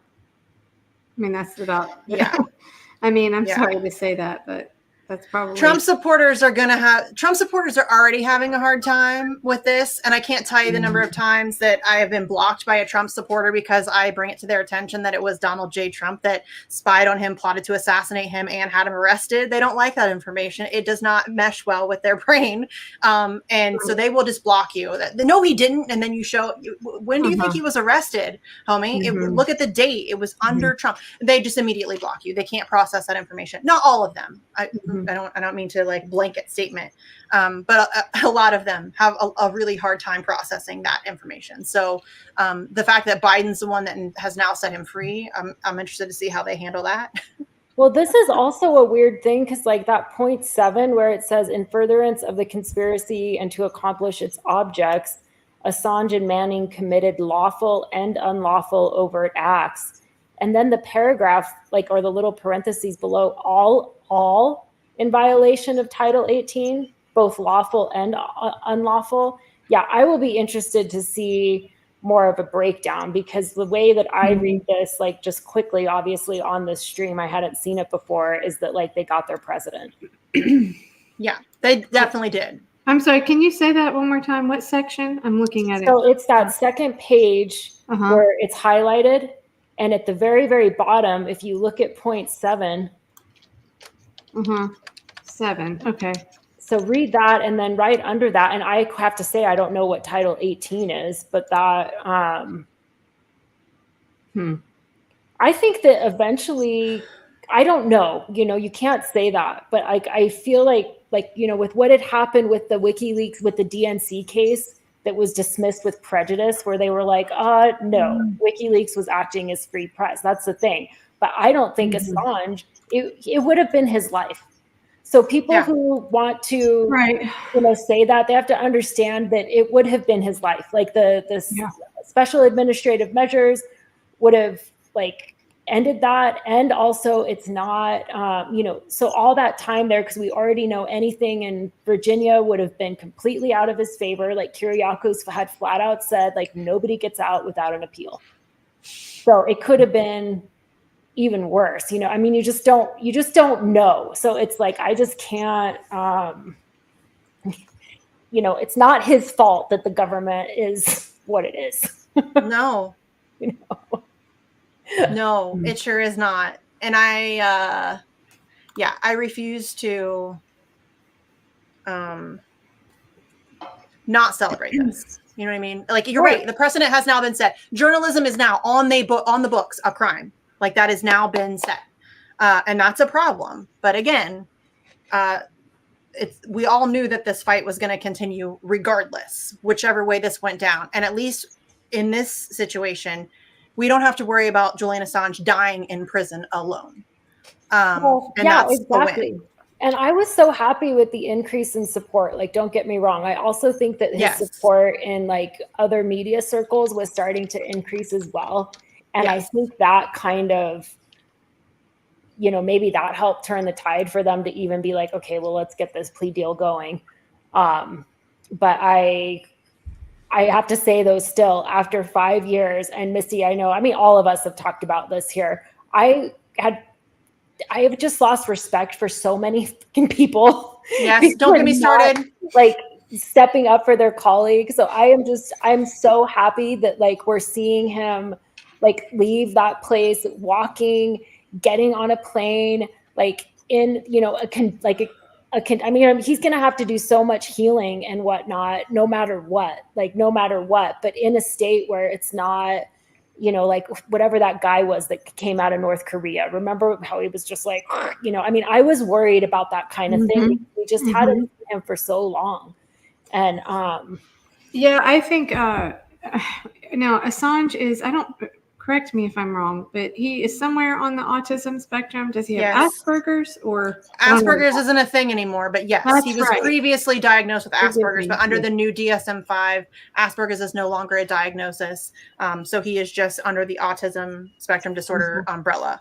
I don't know what level they call it's a level. I don't know what level he is. Obviously, he's very high functioning. So, but yes, he is autistic. I think that might, in some ways, have been a gift in this case, because if you imagine like being just stuck there just reading, you know, I'm just saying, I was shocked. The sensory issues. I have a child with autism. And that's it. Like, I can't, like, I was thinking, and my kid's a little bit more significant on the spectrum than he is. But I was just thinking about her ability to like sensory processing and all of that stuff. And I could not imagine her in that situation. Could not. There's just absolutely no way. I don't think she would struggle necessarily with the isolation aspect of it. In fact, she rather enjoys being isolated. But we got that video or the audio that was released of the noises inside Belmarsh and how loud it is all the time, and the lights are always on. The lights, she would lose her mind. She would lose her mind. And I guess I shouldn't speak for Julianne. I'm just saying that as somebody it's hard to say. Even down to like the food and the clothes, that's something that would mess you up too. Yes, so, huge. But food, I mean, forget it. Oh my God. I almost thought you were saying his autism was a gift in the sense that like it allowed him to do a project, or it gave him almost a gift to be able to do a project like WikiLeaks. That's how I took it. For sure. Well, I mean, I think that's it would have made true, it'll make prison a nightmare. People with autism, and to be fair, I have also been diagnosed with autism. I'm odd ADHD, so I have really, really severe ADHD, and I'm only slightly on the spectrum. So I generally don't ever talk about that aspect of it, but the sense of justice is so strong in both ADHD and autism. So I think that's probably what led him to the creation of WikiLeaks. That is pretty much across the board. Whatever it is. I mean, I just seeing him today, and of course that was just a little small snippet, but I really just kind of didn't know what to expect, what state he would be in. Would he even be able to speak? I mean, I don't know how I would be. And I myself have had a very long illness. I have cerebrospinal fluid leaks. I joke about it. It's the not exciting kind of leaks. But I was laid up, on my back for years. And it's not something I would wish on my worst enemy. And you go through these cycles of like, oh my God, get me out of here, and then to acceptance, and you cycle back around, and it's torture. It's really truly torture, and it's part of, I guess, obviously the journalism, but that aspect of it too. I think that initially kind of got my attention with his case when I heard about him being locked in the embassy, because you don't know what that's like until you've lived it. But I think he has obviously some amazing superhuman abilities that most of us could only imagine, because to be locked in that cell that size. I've been showing the little replica, the Belmarsh Live thing on our broadcast every week, just so everyone can see, where he is. And we did play that one time, a clip where there's a woman in there, and you close the door and you listen to what he listens to. And I don't know. Yeah. I wouldn't be okay. No. Well, I think too, I couldn't, I pushed that in the public. Like, you guys need to imagine what this is like for him, all of these things. And especially after lockdown, that was a part, like anytime I would speak, I would always say that. I'd be like, look at what happened to people after 2 freaking weeks of being locked down. They went nuts. This guy was in the embassy for 9 years, and still held his stuff together, continued his work, which I'm sure all of that stuff does help. But it's even throughout this movement for 5 years, I have pushed that, but also kept that kind of like my heart a little bit guarded from even thinking about it too much, because it was like it would make me not want to move, because it's just like that's a terrifying thing to me, to be, you know, trapped like that. I mean, I can't. I'm so glad he got through that. I really am, like, with his mind like still intact, and thank God for I mean, how hard that must be on the boys, you know. I mean, that whole family's gonna have to heal, but that's like, I'm sure that was probably a big factor for him, you know. Yeah, for sure. I'm so excited for the boys. Mm-hmm. We know he read a lot. I read this thing about Pilger wrote it, I think sometime last summer, maybe just a few months before he died, where he went to visit him and he tried to bring more books and they wouldn't let him even leave more books. Yeah, because he had too many. Really?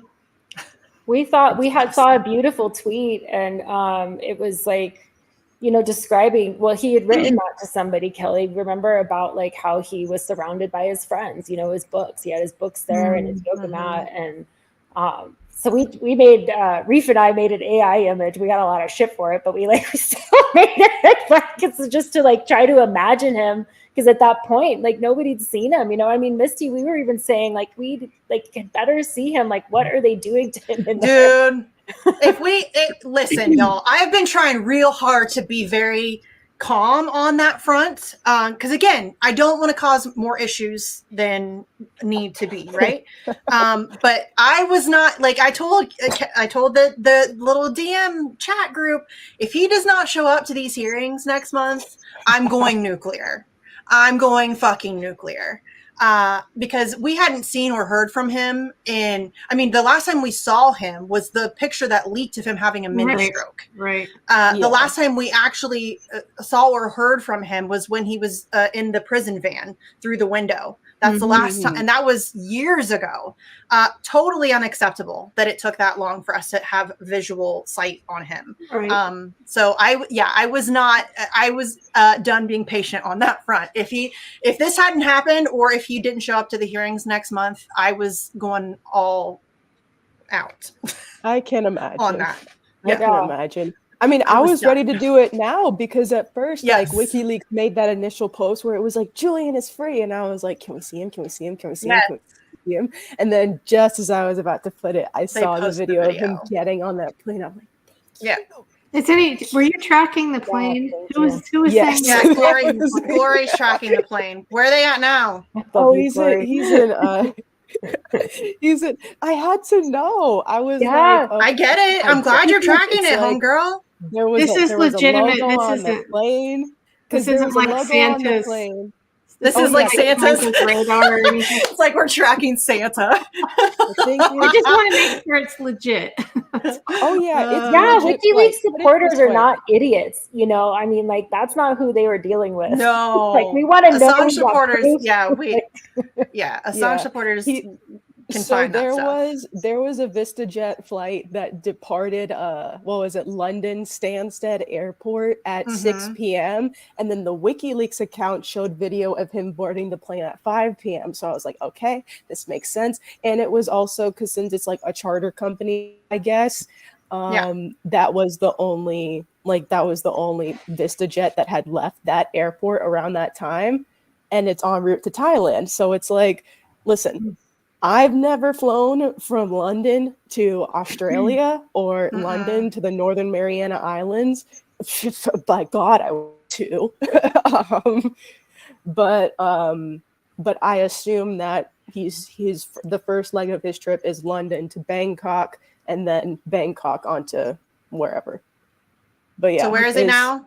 Where is he now? They are over, let's see, Northeast India. Where? Northeastern India, is that what you said? Yeah. Okay. So they're over India right now. And this is being tracked by WikiLeaks, you said? Oh, no, not WikiLeaks. No, that's the flight. That's the flight trackers. You can track flights. Oh, yeah. Do you mean like there's like online? Yeah, there's like online flight radars that you can look up. Okay, so you're talking about Flight Aware, or not Flight Aware, Flight Radar. Okay. Well, there are a couple. It's FlightRadar24.com. Okay, but you're certain. How can you be certain Well, I mean, I'm not 100% certain, but it makes sense that it would be his. Okay. Well, I guess we just have to trust it, although we know what happened when Snowden was trying to leave, but they've already had an agreement and all this. Yeah, there's an agreement in place. I think that if anything happened at this point, that would not be very smart for them. Right. I don't think they're that dumb. They're pretty dumb, but I don't think they're that dumb. I kind of think that the Biden administration is going to try to milk this as some kind of win and hold themselves up to some higher moral standard than Trump. I think that's what's going to happen with this. I hate to say it, but I do. So we're going to have to be, I think. Who cares? Let him. Well, go ahead, homie. I'm going to call you out on it. I'm going to, you know what I mean? Like it's not like I'm going to stop making the same amount of noise as I did before. So he gets zero credit for this. Zero. Yeah, we have to make sure of that, I guess. Yeah. Right. Yes. Yeah. I mean, that's like we said, it wasn't going to be over with this. Like that was not the end. So. Well, I don't know if any, I mean, Misty's already done this in Ohio, but I'm going to keep going with the candidates for Assange. I've always thought early on it was kind of candidates for Assange, candidates for transparency, candidates for journalism. But, I think the times we've had the activists come, like you did, Misty, to the campaign events were really powerful, really good. And they got a lot of, some were small, some were bigger, but if anybody's interested in doing that, I'm like, if you find another Ohio candidate, I'm always willing to go. It doesn't have to be, solely focused on Assange now. It can be focused on, protecting the future of press freedom and free speech and all of that stuff. And obviously we need to continue to speak for the pardon or the dropping of charges entirely or whatever it is. But yeah, I'm always any event. I don't care. I'll go anywhere and talk about this. I don't care. Like, it doesn't matter. We still hope to have Kucinich. So I know you were interested when we do that since you're in Ohio. That's Cleveland's I don't know, a couple hours away. So yeah. Andrew's right up there, by the way. Oh, okay. In Cleveland. Right. So, well, he's outside of Cleveland, but he's right up in that area. But yeah, Andrew and I could both work an event up there. If he's got an event going on that he would be willing to let us table at, we could do that for sure. I get the feeling too that, obviously, and this has probably already been said on here, that there was just so much noise going on. Chris Hedges said on one of Consortium News live stream that they could hear the noise from the street in the courtroom. But I think, the powers that be have been watching and they see all of us and all the stuff we're doing. And kudos to Halo and Paula and everyone for doing everything, but all those postcards that flooded, congressional offices. So maybe they just kind of thought, oh, we got to put a stop to this. So we have to really figure out, I think, a good way to take that energy and not let it dissipate. And I think everybody here is on board with that. They knew they didn't have a case. I think that this was, we all knew that. And we knew that this was only a matter of time. They were trying to drag it out for as long as they could because that was, we got the Stratford files, right? Julian told us what was going to happen to him. We knew that information. He leaked that information for us. So we knew that they were just going to try to drag this out for as long as possible. But I think you're absolutely right. They've seen the way that momentum has been building. It's undeniable. The way that the surrounding Parliament, surrounding the DOJ, these events are getting bigger. More people are talking about it. We now have bipartisan legislation in the United States of America. If you would have told me even 4 years ago that we would have had bipartisan legislation that mentions Julian Assange by name, I would have been like, yeah, sure. Right. Wow. I'm sure we do. I wonder if I can pull up. Am I able to pull up this? I don't know if I can do this. Can I do this? Can I share screen? I can add it. Oh, Sleepy just did. So I always show this at the beginning, and unfortunately, look at that. That's bipartisan. But it's like with these people wouldn't even want to be seen at the lunch table in high school, next to each other, right? Exactly. So I think it is a big deal. Although I've also had a candidate say, "Well, they really are kind of the fringe on both sides," and I'm like, well, okay, sure, they're the anti-establishment candidates, if you will. But okay, that's great. They came together. Stretch. That's a stretch. That doesn't exist. Some of them. Well, maybe Massey. I might give Massey a little, like, that applies to him more than anybody else on that on that picture. But yeah, just the idea that it is in the letters, the two letters. I mean, you had Marjorie Taylor Greene and Alexandria Ocasio-Cortez sign onto the same letter.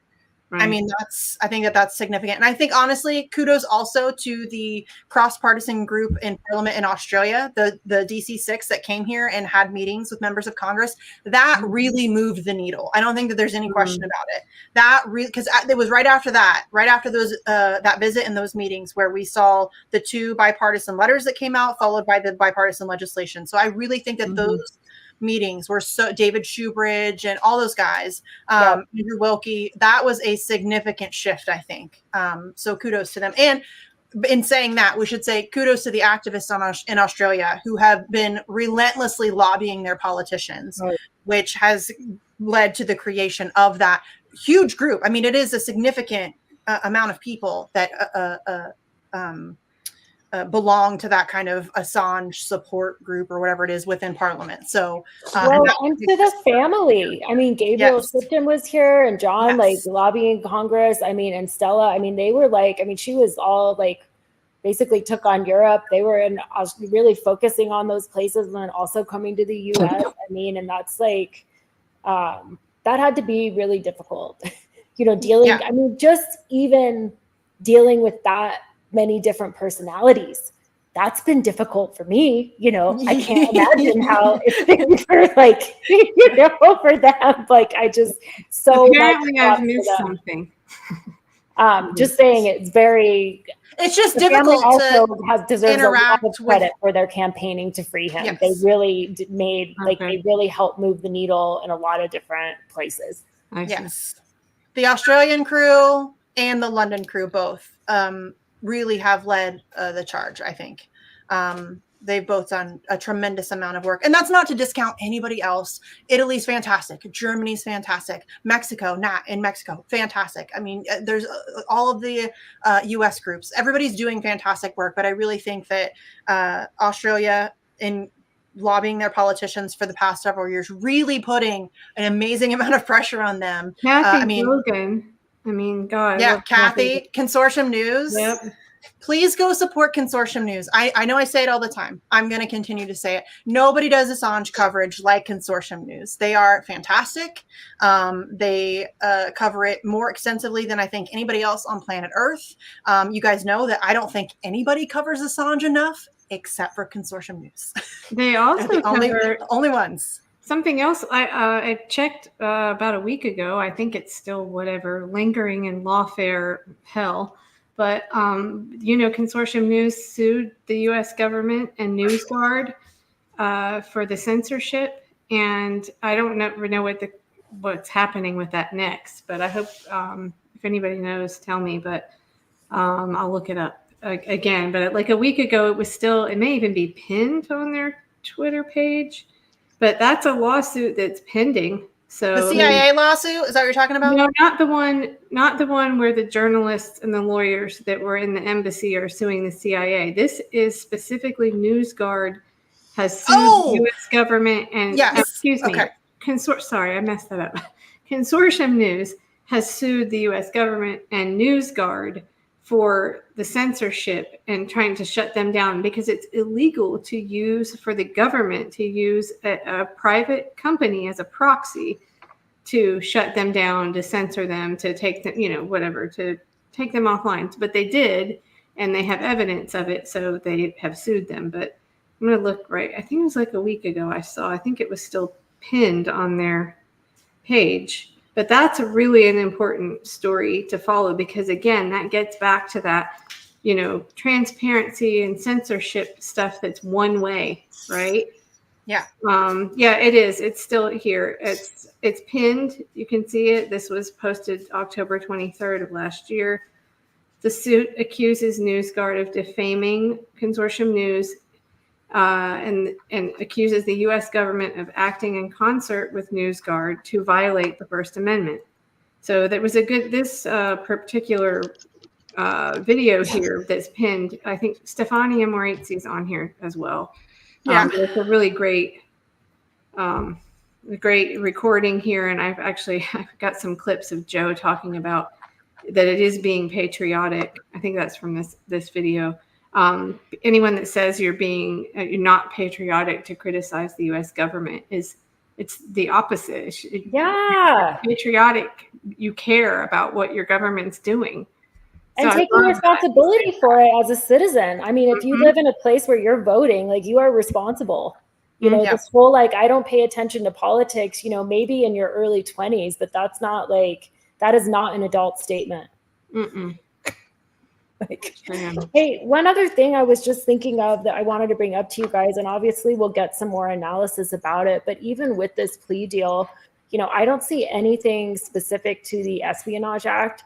So I know that it is a different thing because he's a foreigner, but I have to say, like, as far as case history goes and different things like this, I don't know what that exact, you know, history is. So I'm looking forward to analysis because my understanding through this whole thing, like the most dangerous thing about the precedent being set was tying that computer fraud and abuse charge to the Espionage Act, to those other 17 counts. So it really does seem like, I'm not saying it's a great precedent. Like I said, I want to hear more information about it, but that it might even sound a lot worse on that paper than what we think it is. Like that may already be a precedent that's in the U.S., you know, somewhat, aside from him being a foreigner, like, you know, in a lesser known case or something like that. So hopefully, you know, we'll see some good analysis on that soon.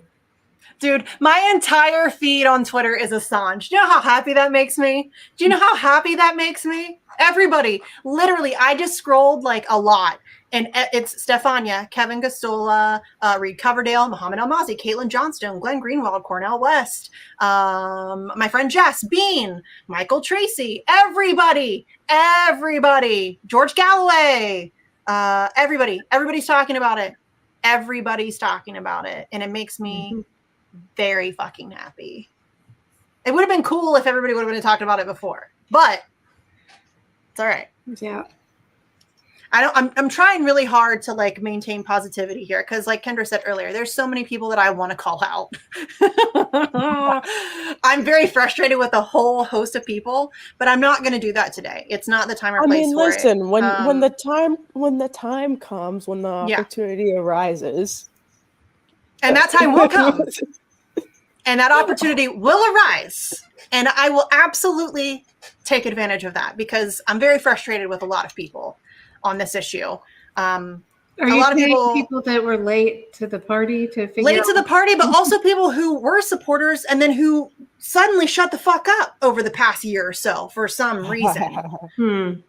Again, not because I don't want to go there today, but there are a lot of people who were very vocal and then just shut the fuck up in the worst possible time to shut the fuck up. Time and a place. Yes, there's a time and a place. And we're not going to go there today because today is about celebrating the idea that Julian Assange is free. He's on his way home. He will be with his family shortly.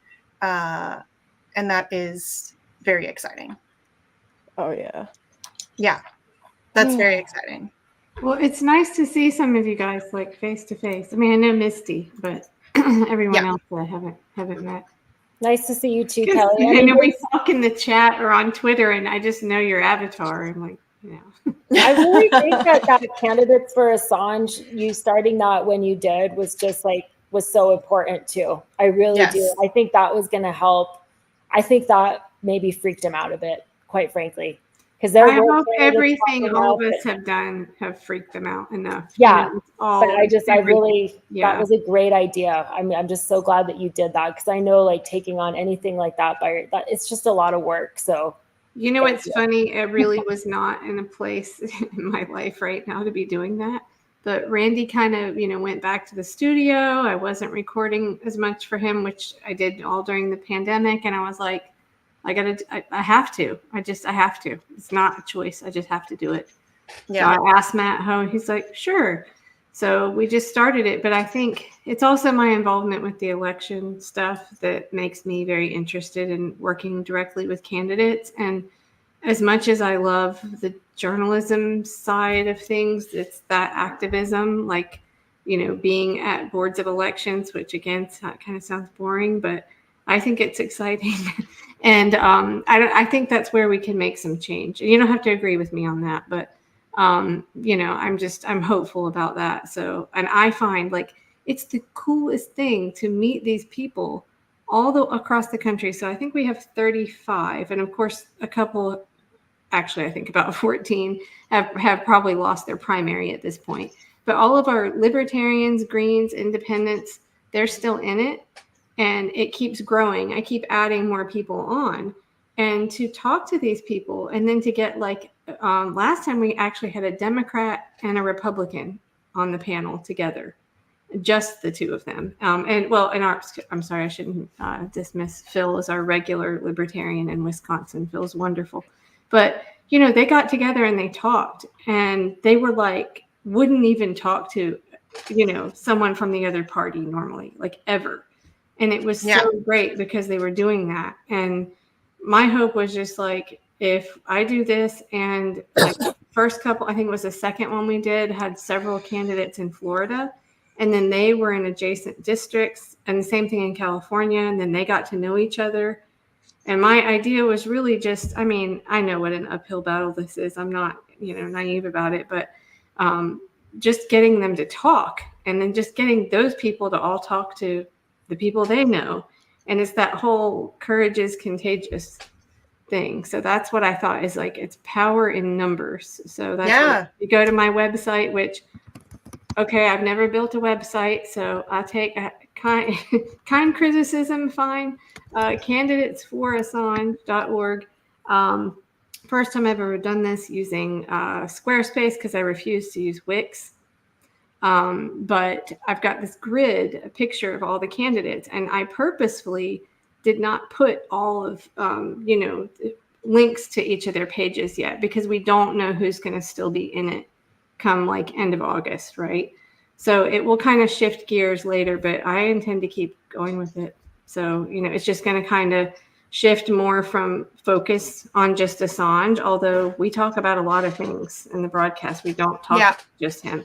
So it will shift some more now to, overall transparency really is what I want to see more conversation around. And Matt loves to talk about the Fourth Amendment. So, Matt's great, by the way. Matthew Ho, for those of you who don't know him, he's been fantastic. He was one of our featured speakers at the big October of 2022 event that we did in DC, the big one. And he's a longtime Assange supporter. He's been fantastic on this issue for a very long time. So, kudos to him. And like I said earlier, I may not agree with you on electoral politics, but I definitely think that the venture was worthwhile because it created a conversation, and that's what we need. We've been saying it for ages. The only thing that gets Julian Assange out of prison is mass public pressure. Mm-hmm. That's what gets him out of prison. And that's what got him out of prison is mass public pressure. And wherever we can bring people in, I'm all for that. I don't care if I don't maybe agree with your plan or your agenda or your whatever. I don't give a shit. I just would like to see him out of prison, and now he is. So well, some people asked me why we weren't doing why we didn't have presidential candidates, and when I started this, I really didn't even think about that. And then I was like, oh, wait a second, if I could have had Jill Stein on, because I hosted another thing for a candidate where she was on. I could have invited her. I didn't want to have, like, if I had Jill Stein on early, I may not have gotten all the libertarians. Maybe I would have. I don't know. But my feeling was that I wanted this to be, again, power in numbers, not one personality.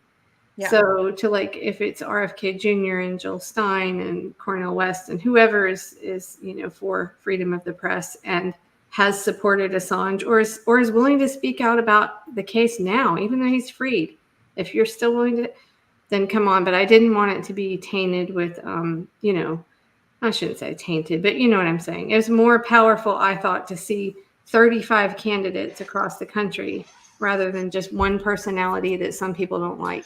Yes, and that's the problem in electoral politics in this country, is that it's so tribal that if you have Jill Stein on, then all of a sudden there's this whole segment of people who will just completely discount what you're doing or saying or talking about. And that's very frustrating, but it's very true. So I think that was very smart. I think we were on for the one where we had Was that the one we had all the candidates from Indiana that were libertarian? Yes.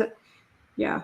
Okay. Yeah, a bunch of libertarians, which those are, I mean, listen, I'm not a libertarian, but those are my people. I mean, I get along with them. Like, we disagree on a whole host of stuff, but I disagree with everybody. You know what I mean? Like, there's nobody I agree with all of the time, and they're excellent on this issue and always have been, generally speaking.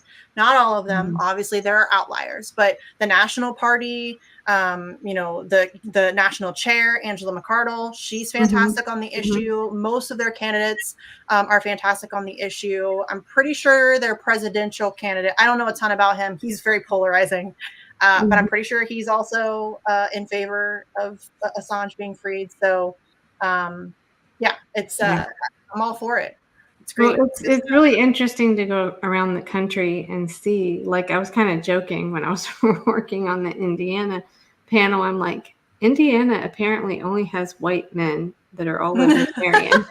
Welcome to the Midwest, Kelly. Right. No, I'm from Michigan, so I know I'm not a Southerner by birth. But so, you know, I mean, that's fine, really. It's a huge country. We're not all going to be the same everywhere. But if they can overlap, you know, like I said, we've had a couple little contentious things here and there between candidates, but we just try to keep it, you know, on the topic of free speech, and it goes pretty well. So we'll see. Yeah. But yeah, anybody, if you guys know anyone listening, or you know anyone that wants to join, we've really just mainly been doing congressional candidates. Although what happened, it was kind of funny. If you go to our TikTok page, I just made a clip of Olivia Hayes. She's a great, really young libertarian in Kansas, and I misunderstood. I thought she was running for federal office, but it's state Senate. And so she came on, but I was like, okay, that's cool. So we'll probably, you know, branch out more to like state offices, and maybe, I don't know, even whatever. I would have whoever. Yeah. I mean, having that conversation, opening up. I mean, if those people then go out and talk to their constituents or the people, I mean, that's yes, let's do that. I'm all for it. Okay. Does anybody else have any? I feel like we've been going for like 2 hours. We have, and I think we're getting never mind, comments here. Well, there's one troll in there who I see this. This stream is best with the sound muted. Well, how about you turn it off? Funny. Well, and they were also like explaining to us about the Espionage Act and RICO. And hey, all listen, you know what? Well, Misty, you can regurgitate stuff about this case way more than I can. I mean, I'm still not an expert on this case. A lot of my role during this was I was learning video editing and stuff I had never done before, and recording Randy's show. So I'm not, you know, I listened intently to every interview where Stefania was on and everything I could about the case, but I can't regurgitate all this information that well. And so if somebody wants to one up, the other thing too, though, is that like that's the thing that you don't have to be an expert to recognize a chat expert, which is a person who typically does nothing. I guarantee you that person has never organized an event. They've never done a damn thing. You don't know really what you're talking about because you haven't even tried to move the needle. You just sit there from a comfortable place thinking that you know everything, but you haven't been active. And I always tell people that. I'm like, you don't know what's good, because it's true about myself. I had to learn that about myself. I'm like, oh my God, I was full of shit for so many years. I had no idea. You know, but I voted for Obama twice. You know, and that's like a big deal. Like, you have to get out there and try. Like, if you seriously are sitting there and thinking, and this isn't even like you might be a totally awesome person, but you need to like move in that direction. Like, if you don't have your own thing going and you're criticizing somebody, that's not, it's just ridiculous. Yeah. You know, that's my favorite thing in the whole world is the people that do nothing but want to bitch and moan at activists. I mean, we just saw that the other day on Twitter, Kendra. Somebody was going at Alex for doing something. And I'm like, what the fuck have you done? Are you really out here criticizing Alex Hills about her activism for Julian Assange? You need to shut the fuck up. You have no idea who you're talking to. 5 years later, working on it. I think that person had said, it's like, every person on this stream has dedicated years of their life to this cause. Right. So unless you have also done that, shut the fuck up. Your opinion means nothing to me. Nothing. The Not only a damn time thing. Alex Hills ever took like a 3-day break is when she had to have surgery. so I don't want to fucking hear it. Yeah. She's out there like regularly, like weekly. She's been arrested. She's been brutalized. I mean, she is insane, constant. Like, she is an absolute bulldog. So people being out here criticizing Alex Hills, I will come for you.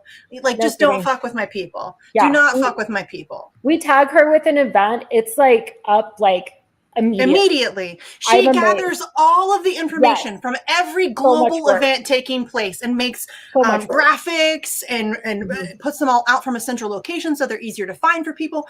Like, the amount of time that she has put into this. She's an online activist. She's on the ground all the time. Playing music for Assange. I mean, I love the one where she plays the violin and goes up into the cop's face and just yeah, she's a badass. I love her so much. Well, about the trolls and stuff, I think we have to realize, and I don't want to talk I'm about used to people it that aren't here, but someone I've gotten to know better recently reminds me often that we have to remember that there is a large army of paid operatives. I mean, I know you guys know this. I'm not telling you anything. I have several regular visitors to my Twitter page. But I think sometimes it's very difficult to decipher, and maybe it doesn't matter because the behavior is the same. If somebody who's just harassing you because I don't know who they are, or it's a paid operative, but we know that that's true, and it's not paranoid to think that. We know that they're out there and that they're hired to do I this. honestly hope that they're paid, because I have people on Twitter who are, their entire purpose is to like hate stalk me and obsess about here. Andrew, motherfucker, Andrew. Hey, can you guys hear me? Yes. Hey, did you see the video? Have you had a chance to check it out? I did. It's super exciting. Right? I called you like 6 times on the stream. Like, answer the phone, fucker. Answer the phone. I was outside getting my garden together. This is important. That's important too. Yeah. Andrew, I only know you from Twitter. So I've never. Yeah, it's good to see you and have that face to face. It's like there's still people I really want to meet in person. At some point, it would be nice. I've met everybody but Sleepy in person here. And Sleepy's close enough. We gotta fix that. I ain't that far away. We should take a road trip, Andrew. So, what do you guys think of the plea deal? Because I don't love it. I mean, it's shit for press freedom, but it's shit for press freedom. But he's out of prison, dude. I mean, I'll take that win. Yeah. Oh, absolutely. Yeah. And I'm not sure. Like, I feel like I'd like to hear more analysis about it. I just brought this up, so I don't mean to repeat. I'll just go quick. But I wonder, like, how shit it is, because I don't see anything tying it to the Espionage Act. And to me, that was really the, like, increase in the precedent. So I don't know that the U.S. hasn't charged other people before with this type of thing, or that they haven't, like, charged, maybe not a foreigner. I don't know. So I'd be really interested to hear more about that. Yeah, we need to. That will affect. I would think there would be some people, Marjorie Cohn and some of the lawyers maybe that will be breaking this down, but I'm sure they will be. But like you mentioned earlier, this number 7, what is it? Something about in violation of Title 18 U.S. Code Section 793. I mean, I don't know what that is. We'll have to dig in. Yeah, we're gonna have to do. I mean, this stream was obviously very abrupt. We didn't have a chance to even read through the documents to really dive into it in any real substantive way. So, and they still haven't signed, solidified it. It's not filed in a court in the Northern Mariana but it needs to be Islands, approved by a federal judge. Because it was from what I saw, it was the UK that granted him bail. It wasn't the United States that said, "Hey, let him go and we'll finish this." It was the and UK. He's applying in the Mariana Islands because he didn't want to come to the United States. That was a condition that they were. I think that was part of the plea deal. That was part of the plea deal that they were arguing about. Is that I think that the United States wanted to allow him to enter into a plea deal, but they wanted him. Typically speaking, in the United States, if you enter into a plea deal, you must be in the court that you are entering into the plea deal in, and so he would have had to come to likely the Eastern District of Virginia, sit in a courtroom, and then enter into that plea deal here in the States, and he did not want to do that. So I think that this is the way that they got around that, is that he was granted bail. He will go to the Mariana Islands and then enter into the plea agreement there. And then it'll have to be approved by a United States federal judge. So you're right, it's not finalized yet, and there's going to be more analysis on this coming. Okay, can I read this? Out of the UK.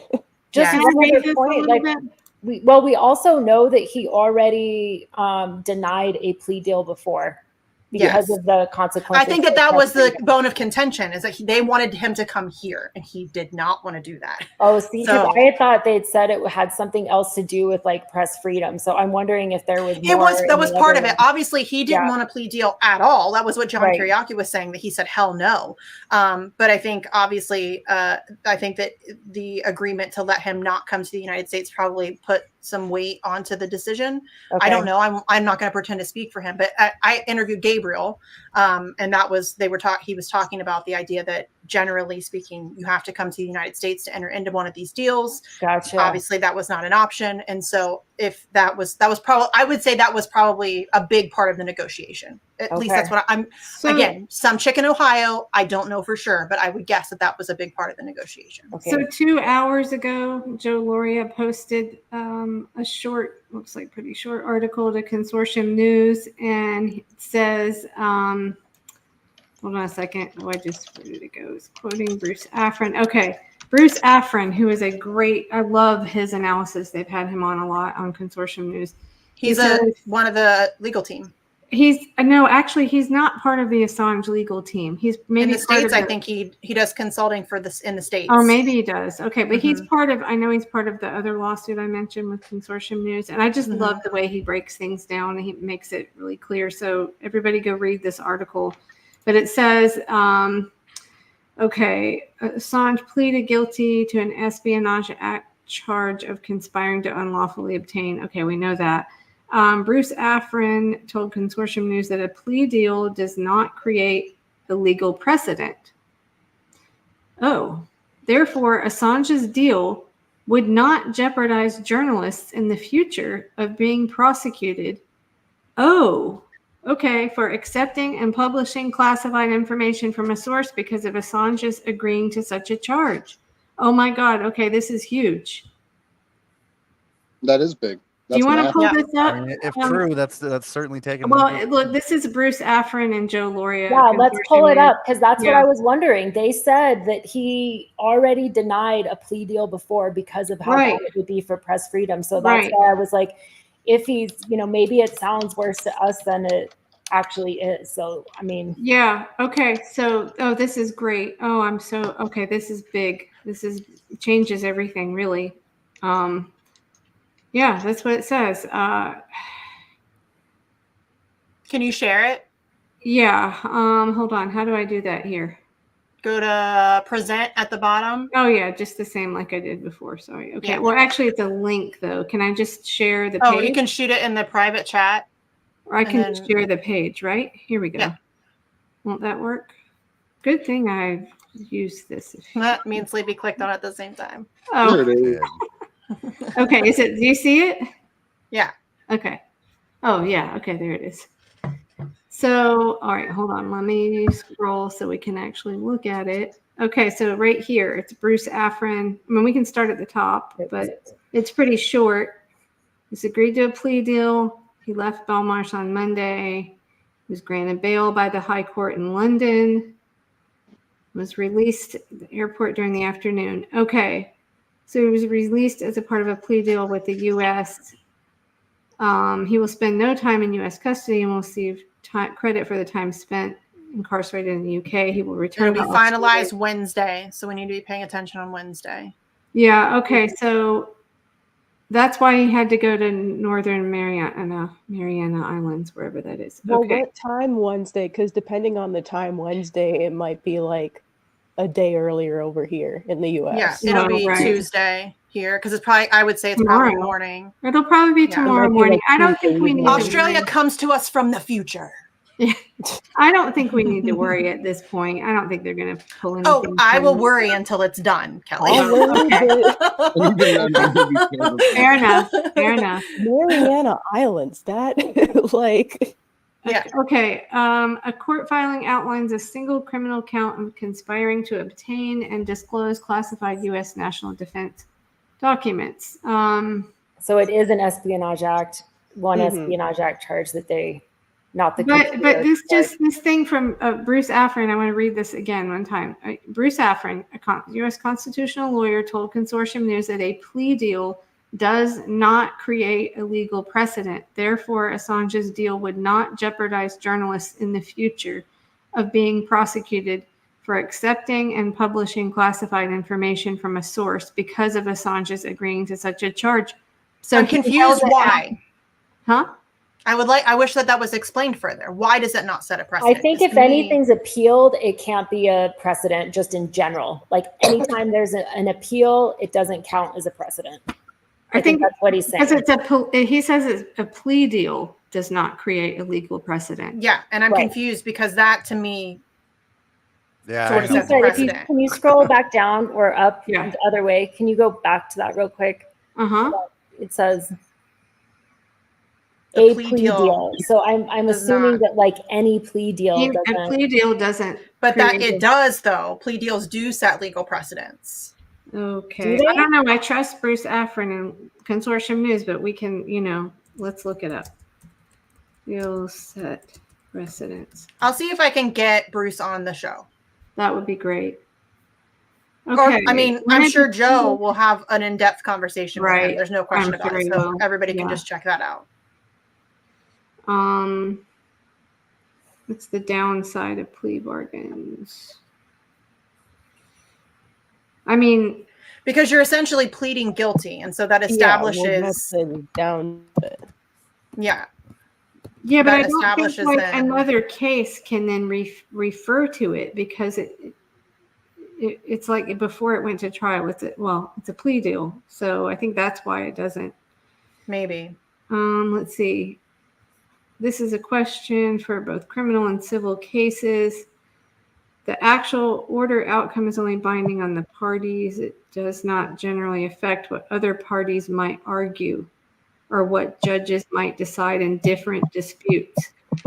Precedence takes its force from the reasons given by the court. When there are no reasons, as there will not be in a jury trial or in a plea or a settlement, there is no precedential value.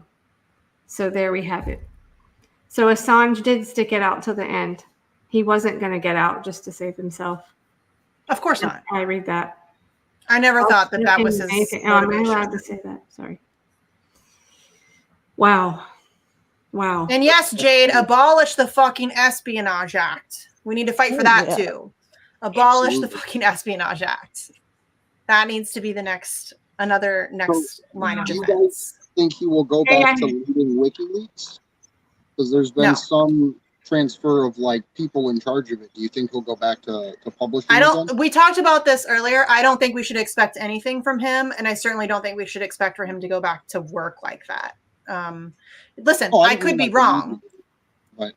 Maybe. He's been subjected to psychological torture for over a decade. I'd love to see WikiLeaks fully operational the way it was. I'd love in, 1,000 WikiLeaks. Exactly, but that's the point. The reality is we shouldn't even be relying on Julian to begin with to be that sole arbiter of good primary source journalism.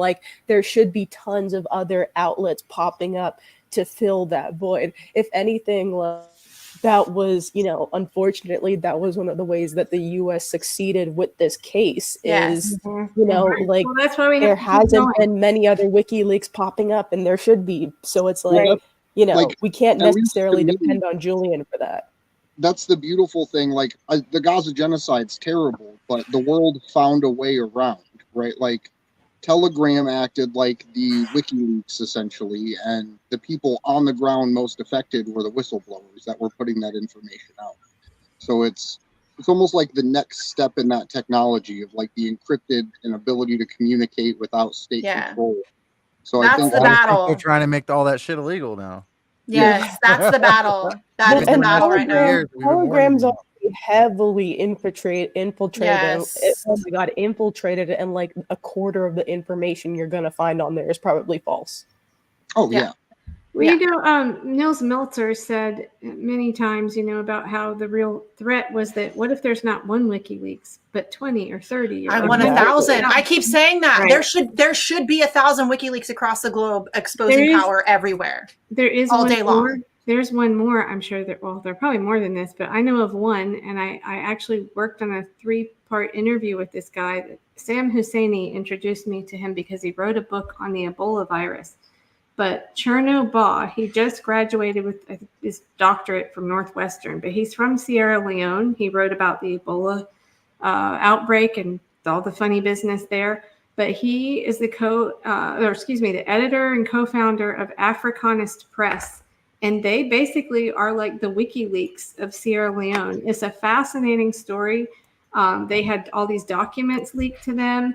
And then they were taken down from their website. This stuff involves Cognite software, U.S. state operatives in Sierra Leone. I mean, it's some fascinating stuff. So Cherno is a really, really interesting guy. I got to know him through Sam and did this last fall. But so, yeah, I mean, that's exactly what they don't want is more of those. But, hey, I don't know if you want to play it, but I put that clip in, I think this is the right one, of Kiriakou, where he was on Jamal Thomas's show saying about the plea bargain that was 2 months ago. If you want to play it. Violating any promises to remain silent by saying now that this news is out, he was offered a deal about 3 months ago. Yeah. Take a guilty plea to an espionage charge. We'll open the doors of the prison. You can just walk right out. And he said, not just no, but hell no. Yeah. That he will not be responsible for the future prosecution of an American journalist because he set a precedent by taking a guilty plea to an espionage charge. Right. Very, very tough. Wow. Very strong. Yeah. Now, with that said, the Biden administration has many reasons in this election year to make this thing go away. He doesn't want to touch this case. He doesn't. And he should never have continued on with the Trump administration's prosecution of Julian Assange. Right. Because the Obama administration had a different policy. Correct. They had what they called the New York Times problem.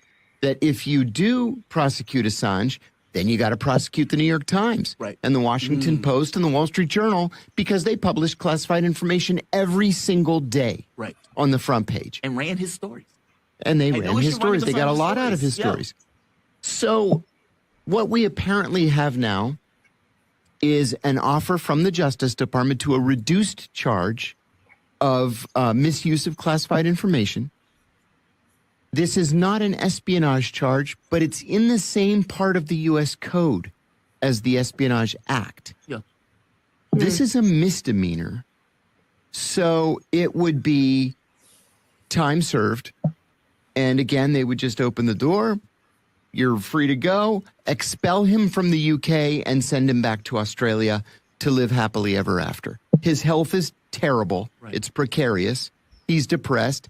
He has PTSD, but he realizes and has realized from the very beginning of this that this case is far bigger than just Julian Assange. Right. This case is about the Constitution itself.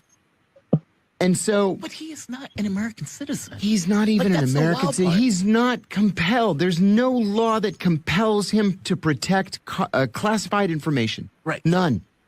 He's not held by a law. That's the wild part about this case. Like when people are talking about the First Amendment or the thing, I'm like, he is not an American citizen. Yeah, no, he's not bound. He's not bound by any of it. No, he's not.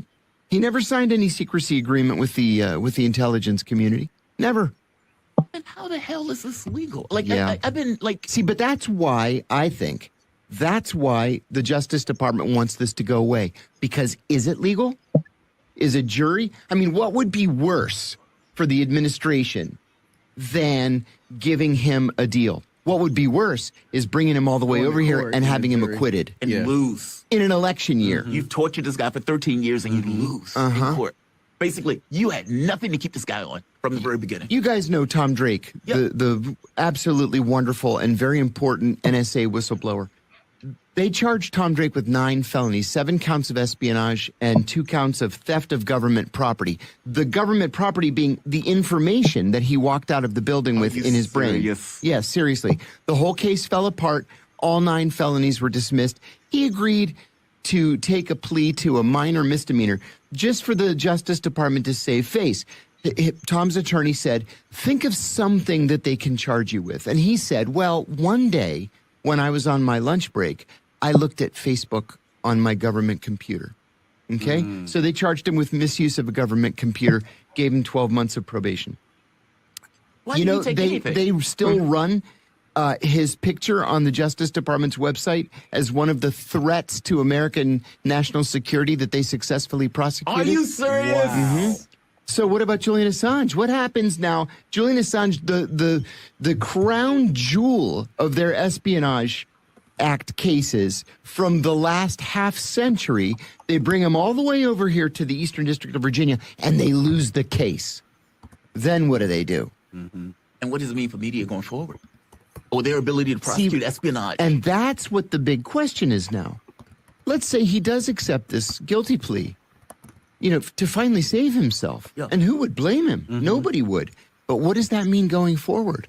And I think that's why when this story was leaked yesterday, or really it was the night before in the British media, there was no quick announcement saying, yeah, we're engaged in talk.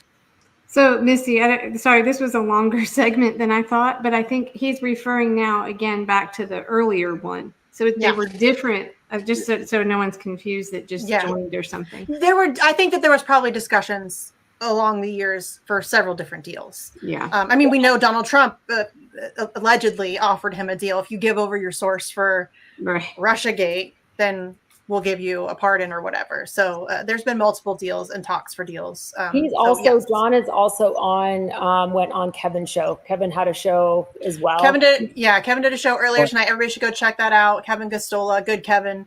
And John Kiriakou was on that show. So he probably has an updated analysis. Yeah. Is a president could give Assange a full pardon now that he is pleading and there will be a charge. And if they do it with extreme prejudice, it means that those charges essentially are completely void and can't be re-prosecuted under any circumstance. Right. Right. So we should push for that then, right? Yes. No matter what. Yeah, I was never a big fan of the pardon, but now that there is going to be a charge, that to me, that makes the most sense because that means they can't go after him again afterwards. Because if they drop the charges, they can recharge him later. They could recharge him from Australia, and who knows what would happen when he's there. But if he got a pardon with extreme prejudice attached, that would be essentially clear him for anything that would fall under that same category of espionage. Yeah. Yeah. All right, guys. I think I'm gonna have to say good night. But I love you guys so we can wrap it up. We've been going for a very long time, but it was good to be able to Thank you, and Misty. Process this. I know how sick you are. Thank you. Thanks for doing it. It's so I good to feel see like you guys. death. Oh, yeah. I'm running on adrenaline here. So I'm definitely on the come down over here, but it's just, oh my God, yes. Yes, I know. I'm going to sleep really good tonight. You guys, we're going to sleep really good tonight.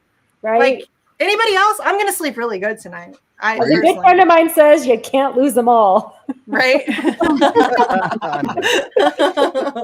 So true. Yeah. And by the way, we also need to start pressuring for the war criminals that were exposed here to be prosecuted because, that would be nice for a change if we actually started prosecuting those assholes. So plenty of things to do, but everybody please go and enjoy the rest of your night. Celebrate this win. Go, take a shot, hit a blunt. Whatever it is you do to celebrate, do the damn thing, and then we can get back to work. But it's a good day for the Assange movement. I'm very excited. So thanks everybody for jumping in last minute to join me. I'm really glad that we all got to do this and hash this out together. And I mean, we were gonna be back for the hearings. Sleepy and I were gonna wake up at the ass crack of dawn to cover those. We don't have to do that anymore, Sleepy. Yeah, I'm pretty stoked on that. We don't have to get up at 3:00 in the morning to cover more court hearings. That's it's a good 2 stuff. o'clock in the morning for me. Yeah, we don't have to do that now. It's a good time. But there will be more to cover. So the Assange vigils aren't going anywhere. We can just shift focus to other things, other people, McBride and other people. So we'll be around. And again, there will be more analysis coming in the coming days, so we can all kind of take this in, process it, and then we can regroup and then get back to work. So thanks everybody for tuning in. Thanks for joining me, to all of my guests and those people who have had to jump off. We love you. We appreciate you. Thank you to everybody who's taken action over the past 13 or 14 years in whatever small way you've been able to do it. That's helped to move the needle. And we appreciate that very much. So we will see you on the next one. Bye, guys. Bye. Thanks, everyone.